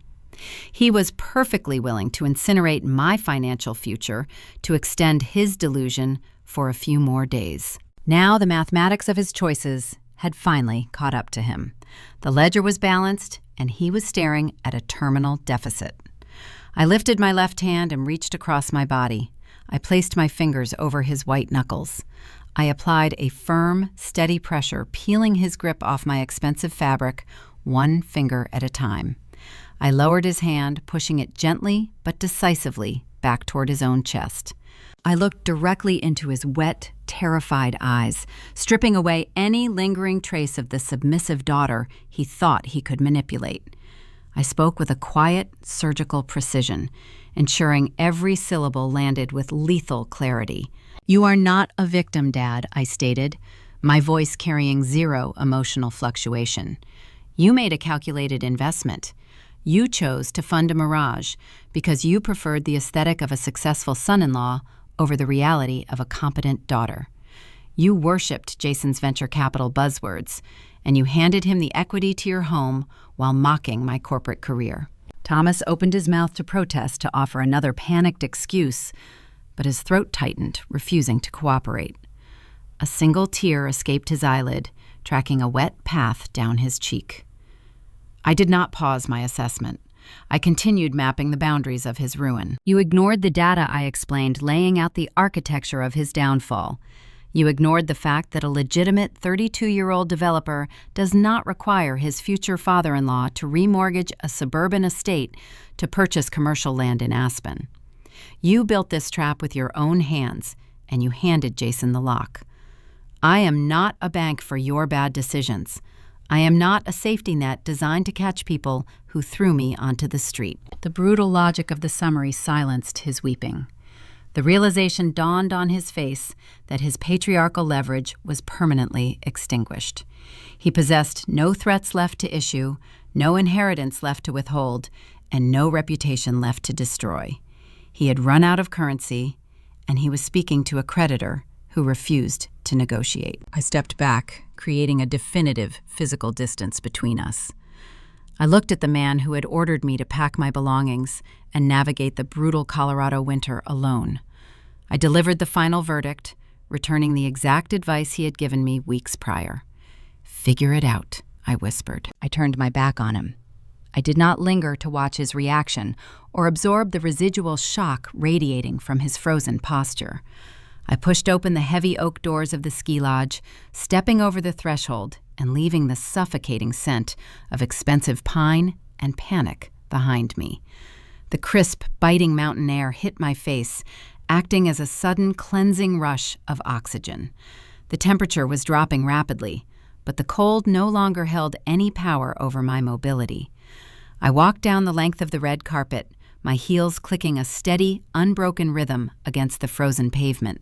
The chauffeured black sport utility vehicle was idling precisely where I had left it. Marcus was already seated in the rear passenger cabin, reviewing a digital report on his encrypted tablet, unbothered by the localized destruction we had just orchestrated. The professional driver stood near the rear fender, holding the heavy door open, waiting for my approach. I reached the vehicle and slid into the warm, leather interior. The ambient heating enveloped me instantly, erasing the chill of the outside world. I settled into the seat, smoothing the skirt of my slate gray suit and placing the thick manila folder onto the adjacent cushion. The driver closed the door. The heavy mechanical thud of the seal locking into place was the most satisfying sound I had ever heard. The thick tinted glass and the soundproof paneling of the luxury vehicle instantly severed my connection to the outside environment. Looking through the window, I could see Thomas stumbling out onto the sidewalk, his posture broken, his hands clutching his head as he stared at the departing vehicle. His mouth was moving, forming desperate, unheard words that bounced harmlessly off the reinforced glass. I broke eye contact with the wreckage of my past and turned my attention forward. The driver shifted the vehicle into gear, pulling smoothly away from the curb, merging into the quiet mountain traffic. We left the lodge and its occupants trapped in the smoldering ash of their own deceit. As the snow-covered pines blurred past the window, my phone vibrated in my briefcase. A notification illuminated the screen, confirming that the federal regulatory agency had officially opened the submitted dossier. The localized screaming match was finished, but the sprawling legal fallout was already mobilizing in the dark, preparing to consume the remaining fragments of their fabricated lives. The passage of 21 days demonstrated the terrifying velocity of the federal government. Once the machinery of an official investigation activates, it does not negotiate or pause for emotional appeals.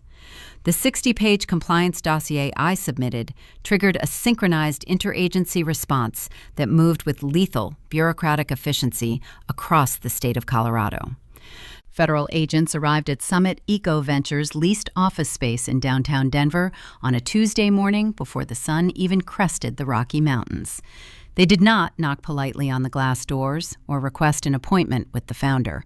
They utilized heavy industrial equipment to breach the entry bays swarming the reception area with clipboards and asset forfeiture tags.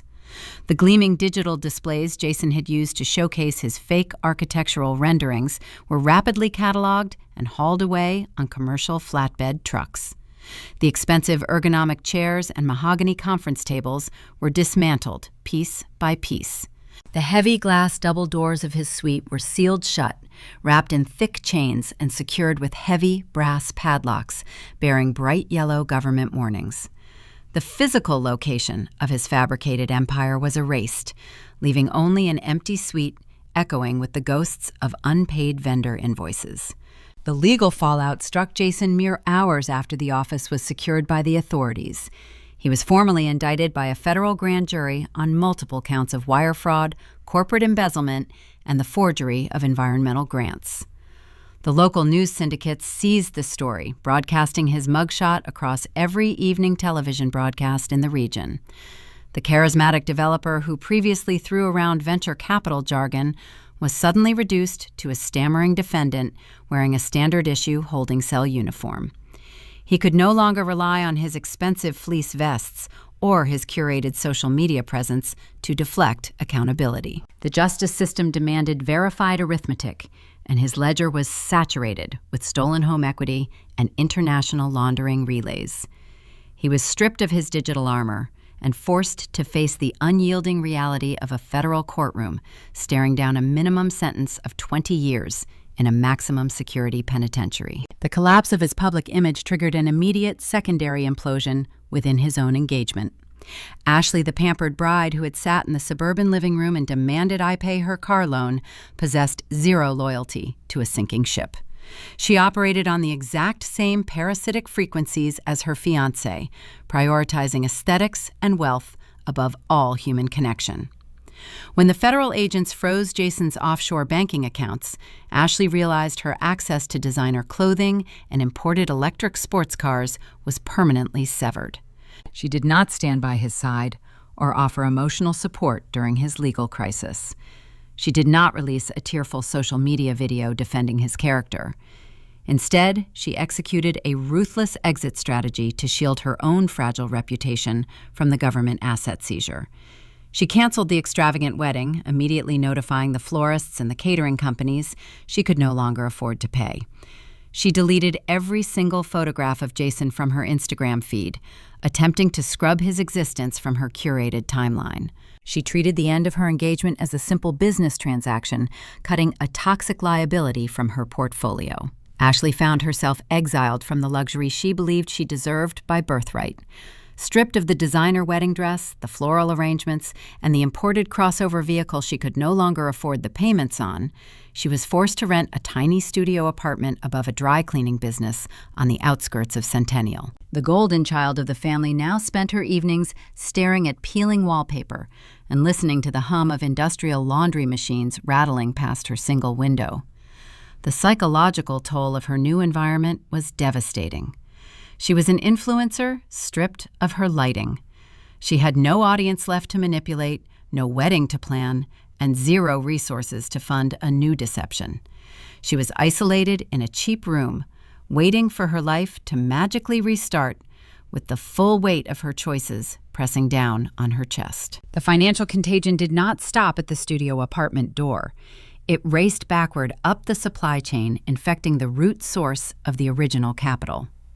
Thomas and Brenda had anchored their entire existence to the success of Jason's luxury ski resort.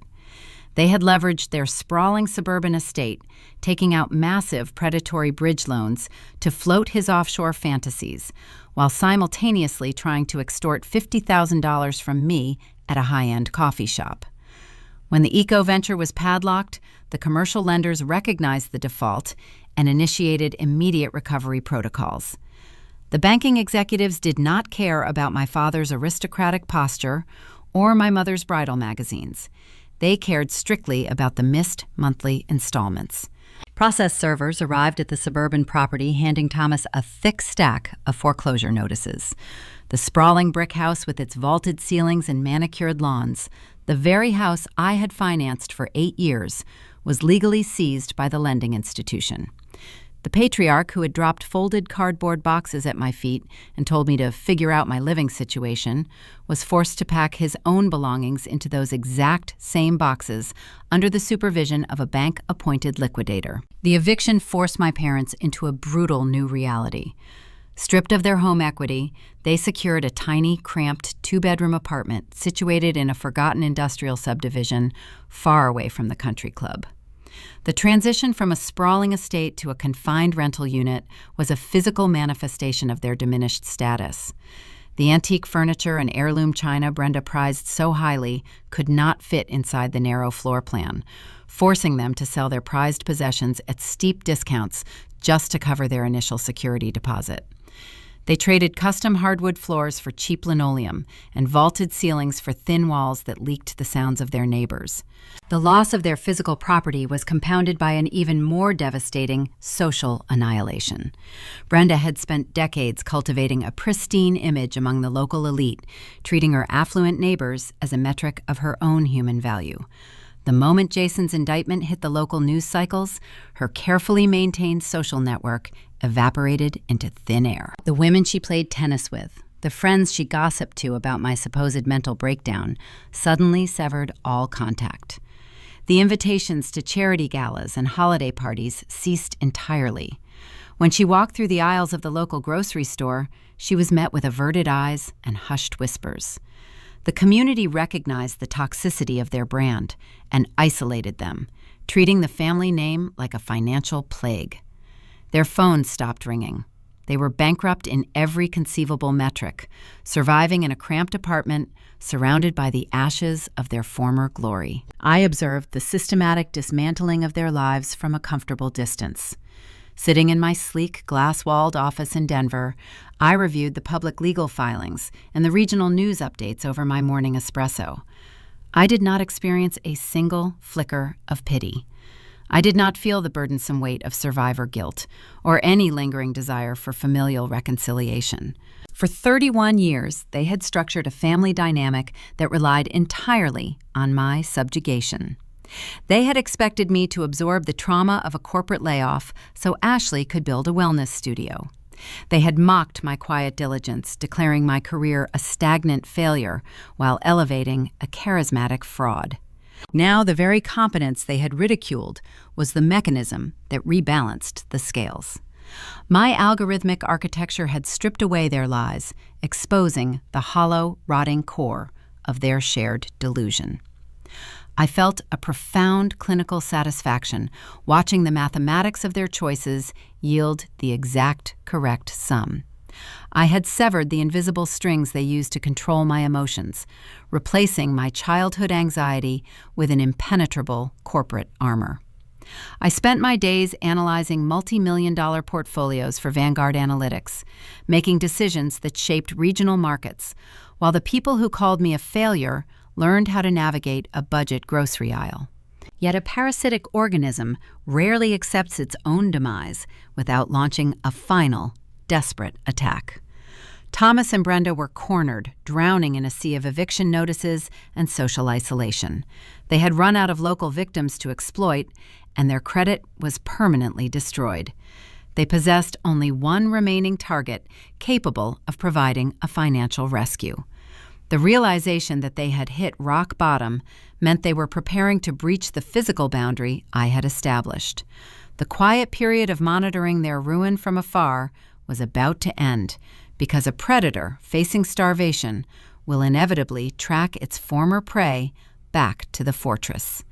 The final collision was moving toward my lobby doors, and I was fully prepared to lock them out. The sanctuary I constructed in the Cherry Creek district was designed explicitly to repel the chaos of the outside world. Vanguard Analytics provided the capital required to lease the penthouse suite of a towering glass and steel high-rise. The building functioned as a modern fortress, deploying biometric access points, a 24-hour concierge desk, and private elevators, demanding encrypted keycards for operation. It was a physical manifestation of the psychological boundaries I had solidified over the past 31 days. After spending the morning reviewing a massive acquisition portfolio for a new institutional client, I returned to the residence, seeking quiet isolation. My chauffeured black sedan pulled up to the circular driveway. I stepped out into the crisp afternoon air, holding my leather briefcase, and walked through the revolving glass doors. The main lobby of the high-rise was a sprawling expanse of imported white marble and cascading water features engineered to project serene, untouchable wealth. As I crossed the threshold, the head concierge stepped out from behind his curved mahogany desk. His posture was rigid, his expression betraying a rare fracture in his normally flawless professional demeanor. He intercepted my path, keeping his voice low to avoid echoing across the stone floor. He informed me that 2 unauthorized individuals had breached the perimeter by tailgating a floral delivery courier through the loading dock. He stated they were currently refusing to leave the waiting area, claiming a familial emergency required my immediate attention. The concierge offered to summon law enforcement right then, but I raised my hand, signaling him to hold his position. I turned my gaze toward the minimalist leather seating area, positioned near the floor-to-ceiling windows. Sitting on a low-profile sofa, looking entirely alien against the backdrop of modern luxury, were Thomas and Brenda. The physical toll of their rapid downward trajectory was staggering. They had aged a decade in the span of 3 weeks. The arrogant patriarch who had swirled expensive bourbon and dictated my eviction was gone. Thomas sat hunched forward, his elbows resting on his knees, staring blankly at the marble tiles. He wore a faded trench coat that hung loosely off his diminishing frame. His face was unshaven, covered in a patchwork of gray stubble, and his eyes were sunken, casting dark, hollow shadows across his cheekbones. The tailored blazers and the booming country club confidence had been stripped away, leaving a fragile, terrified old man. Brenda sat beside him, and the transformation was equally severe. The matriarch who had weaponized her social status to mock my corporate layoff now looked remarkably small. Her hair, previously styled to perfection every single morning, hung flat and lifeless around her shoulders. She wore a wrinkled blouse and clutched a cheap nylon handbag, her knuckles white from the strain. The aristocratic sneer she used to belittle my career was replaced by a trembling lip and raw, unvarnished panic. They were drowning in the consequences of their own vanity, and they had tracked my scent to the city, desperate for a raft. I did not retreat to the safety of my private elevator. I adjusted my grip on my briefcase and walked a straight, deliberate line across the lobby. The rhythmic clicking of my heels against the marble alerted them to my approach. Thomas snapped his head up, his bloodshot eyes widening as he registered my presence. He did not puff out his chest or issue a mandate. He scrambled to his feet, his knees popping with the sudden effort. Brenda followed immediately, stumbling over the hem of her slacks. They rushed forward, moving with the frantic, uncoordinated energy of starving animals spotting a source of food. I stopped walking, establishing a rigid physical boundary precisely 6 feet away from their advance. I held up my free hand, palm facing outward, silently ordering them to halt. The nonverbal command carried the weight of my executive authority. Thomas froze, his worn shoes skidding slightly on the polished floor. Brenda collided with his shoulder, letting out a ragged, breathless sob. They stood trapped behind the invisible line I drew, staring at the tailored lines of my designer coat and the unyielding calm of my posture. "Sophia, please," Thomas croaked, his voice fracturing into a pathetic, gravelly whine. "We lost the house. The commercial bank locked the doors yesterday morning. We had to leave the furniture, the heirloom silver, everything. Jason is facing 20 years in a federal penitentiary, and Ashley took whatever capital was left in their joint accounts before she canceled the wedding.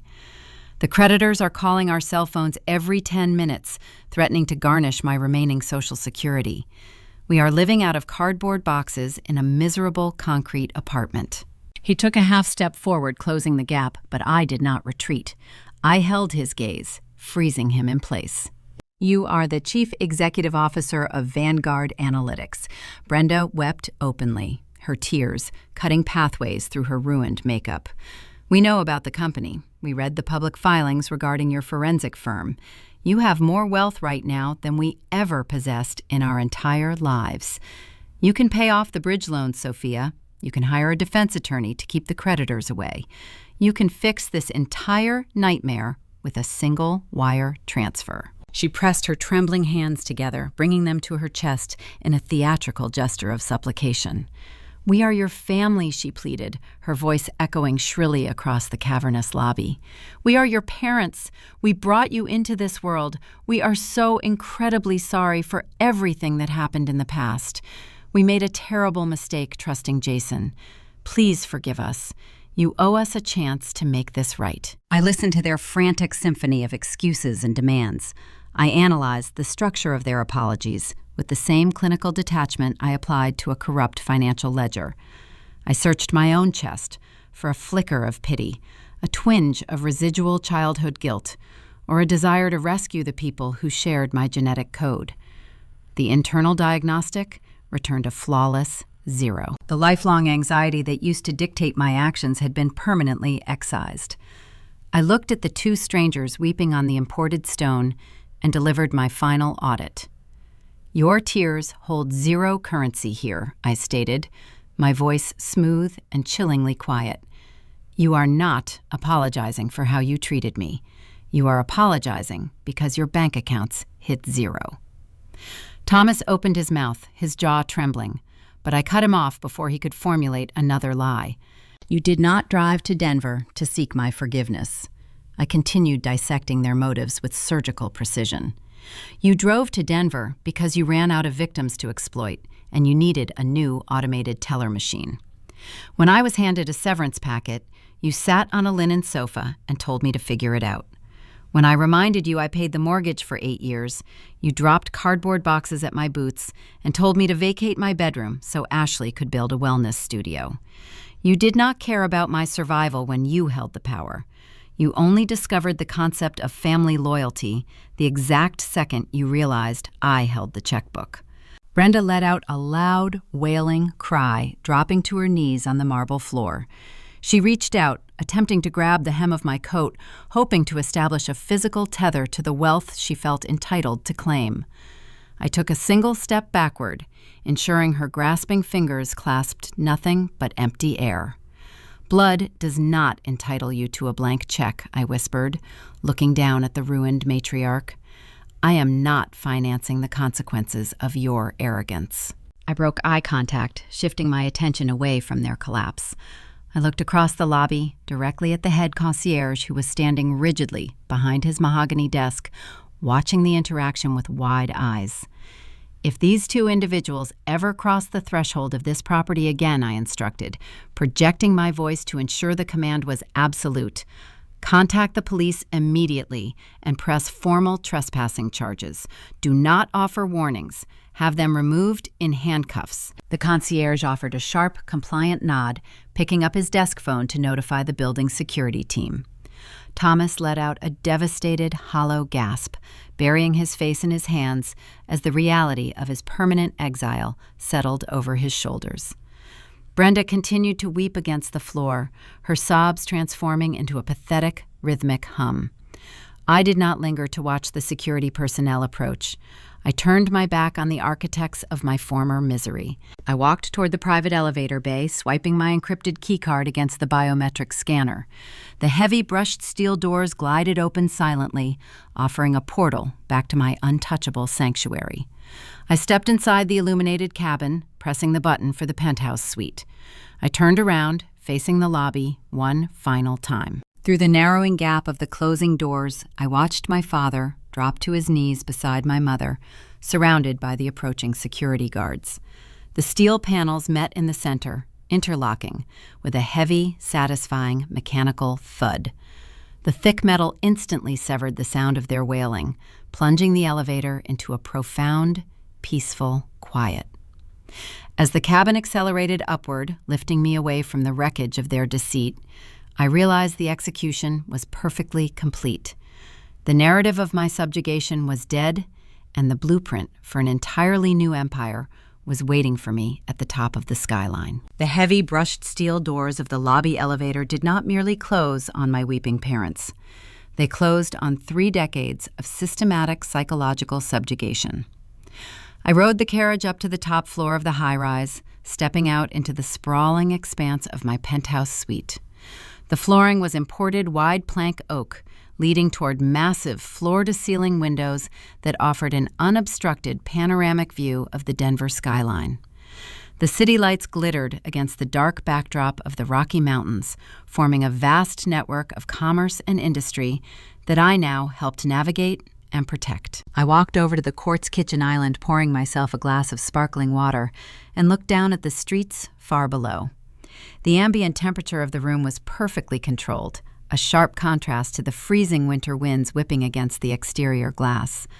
Somewhere out there, in a forgotten industrial suburb, Thomas and Brenda were likely sitting in a cramped linoleum kitchen, staring at a stack of past-due utility bills, trying to figure out how to afford their weekly groceries. Somewhere else, in a sterile federal holding facility, Jason was learning that venture capital buzzwords do not impress a grand jury judge. Ashley was likely staring at the peeling wallpaper of her studio apartment, realizing her curated influencer lifestyle was permanently canceled. I felt no lingering guilt or residual sorrow. The ledger was perfectly balanced. The audit of my own life was finished, and the toxic liabilities had been permanently excised. I am speaking directly to you now. Whether you are listening to this on a morning commute, during a lunch break, or sitting in a quiet room wondering how you ended up carrying the weight of an entire household on your shoulders. I did not share this account to boast about a 7-figure auditing firm or a corner office at Vanguard Analytics. The money is simply a byproduct of the actual victory. The true triumph was dismantling the illusion they used to keep me trapped. If you are currently standing in the shadows watching a golden child receive all the applause while you absorb all the punishment, I want you to internalize the architecture of my escape. I broke my journey down into 5 distinct operating principles. I keep these rules written on a small card tucked inside my leather briefcase, serving as a daily reminder of how to protect the fortress I built. Number 1. Silence and verified documentation are infinitely more powerful than screaming arguments. When parasitic individuals steal your resources or belittle your achievements, their primary goal is to provoke a hysterical reaction. They want you to yell and cry so they can point a finger and label you unstable. They use your emotional response to validate their own false narratives. My sister uploaded a viral video to paint me as a sociopath. My father yelled across a coffee shop table. I did not give them the satisfaction of a theatrical performance. I turned my back, walked away, and started collecting the data. Gather the receipts, save the text messages, cross-reference the public filings, and build your case in the dark. A shouting match in a living room changes nothing. A thick manila folder dropped onto a mahogany table changes everything. Let your clinical competence serve as your executioner. Number 2, blood does not entitle anyone to a blank check or your personal financial ruin. The concept of family loyalty is frequently weaponized by predators looking for an automated teller machine that does not charge withdrawal fees. You are never obligated to co-sign a predatory bridge loan, drain your savings account, or sacrifice your pristine credit score to fund someone else's delusion. DNA is a biological reality, not a legally binding contract for indentured servitude. When they demand your money and threaten to disinherit you from an empty estate, recognize the extortion for what it is. You are allowed to close your checkbook and watch them face the consequences of their own arithmetic. Number 3, never let people who worship a mirage dictate your human worth. My parents looked at my future brother-in-law, wearing a designer fleece vest, pitching a fake eco-resort, and decided he was a visionary genius. They looked at me, working 60-hour weeks paying their mortgage, and decided I was a stagnant failure. They valued the aesthetic of success over the grueling reality of actual labor. Do not internalize the judgment of individuals who cannot distinguish between a glossy pitch deck and a legitimate supply chain. If the people around you prefer comfortable lies to undeniable truths, their validation is worthless. Trust your own mathematics and ignore their empty applause. Number 4, setting an iron physical boundary is an act of profound self-preservation, not cruelty. When the architects of your misery finally exhaust their resources and face the collapse of their fake empires, they will inevitably come crawling back. They will bypass security, weep on marble lobby floors, apologize profusely, and claim they have changed. You must understand they are not mourning the loss of your relationship. They are mourning the loss of your utility. Removing a trembling hand from your tailored sleeve and instructing a concierge to call the authorities is the necessary deployment of a shield. You cannot build a secure future if you leave the drawbridge lowered for the people who burned your past. Forgiveness does not require you to grant them access to your new life. Number 5. The ultimate revenge is not plotting a dramatic downfall or actively destroying your enemies. The ultimate revenge is building a personal empire so secure and so elevated that their opinions literally cease to exist in your reality. I do not spend my days tracking Jason's court dates or checking to see if Thomas and Brenda made their rent payment. I do not monitor Ashley's social media accounts to see if she found a new venue. I am too busy auditing $15 million logistics portfolios and dominating my industry. I constructed a fortress, heavily insulated from their toxicity. They are trapped in the smoldering wreckage of their own deceit, while I am breathing the crisp, clean air of the skyline. True victory is achieving total, profound indifference. If you see reflections of your own struggle within this narrative, I want you to realize that you hold the power to stop funding their illusions. You are not a secondary character in their play. You can endure the freezing transit rides and write the code that sets you free. You can transform your exhaustion into the exact tool required to sever their strings. You have the right to pack your bags and leave them to sort out the mess they created. Thank you for listening to my journey today on Maya Tells Stories. If this account empowered you to evaluate your own boundaries, please hit the like button and subscribe to the channel for more content just like this. I want you to drop a comment below and tell me which of those 5 lessons resonated with you the most deeply. Did you ever have to close a heavy steel door on people who took you for granted? Let me know your thoughts and where you are listening from. Stay sharp, trust your own data, and never let anyone tell you to just figure it out without realizing you might figure out exactly how to conquer them. Take care of yourself first, because nobody else will do it for you. I stand by the floor-to-ceiling windows of my Denver penthouse watching the city lights blur against the dark silhouette of the Rocky Mountains. The thermostat in my suite reads a steady 70 degrees, a sharp contrast to the freezing winter night. I carried cardboard boxes to my car. Somewhere in a forgotten industrial suburb, my parents sit in a cramped apartment staring at past-due utility bills.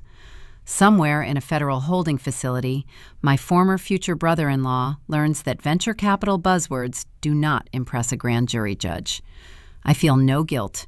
The ledger is permanently balanced. I am speaking directly to you now.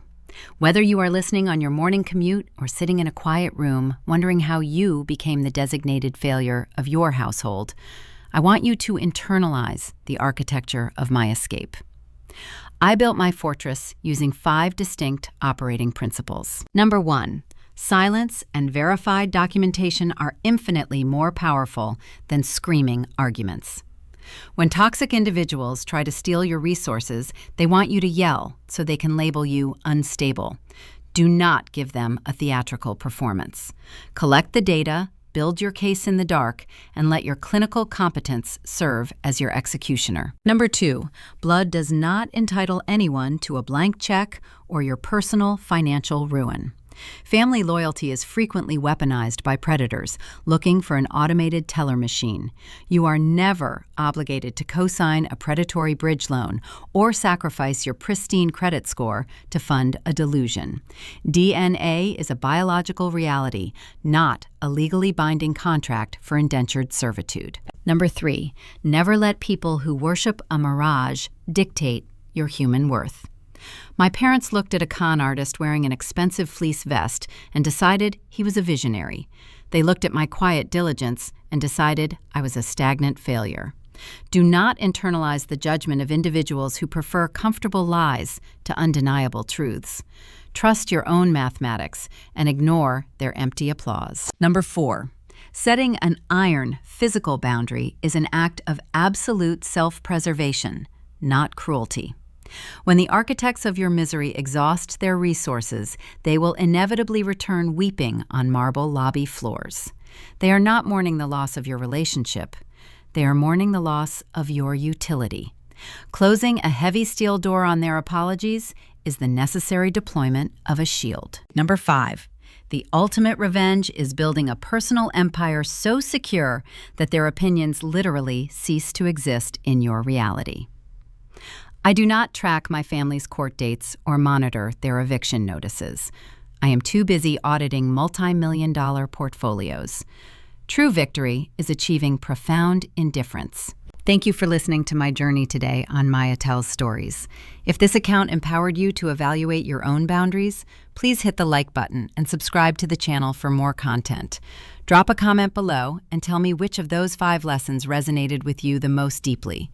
Let me know your thoughts and where you are listening from. Stay sharp, trust your own data, and take care of yourself first, because nobody else will do it for you.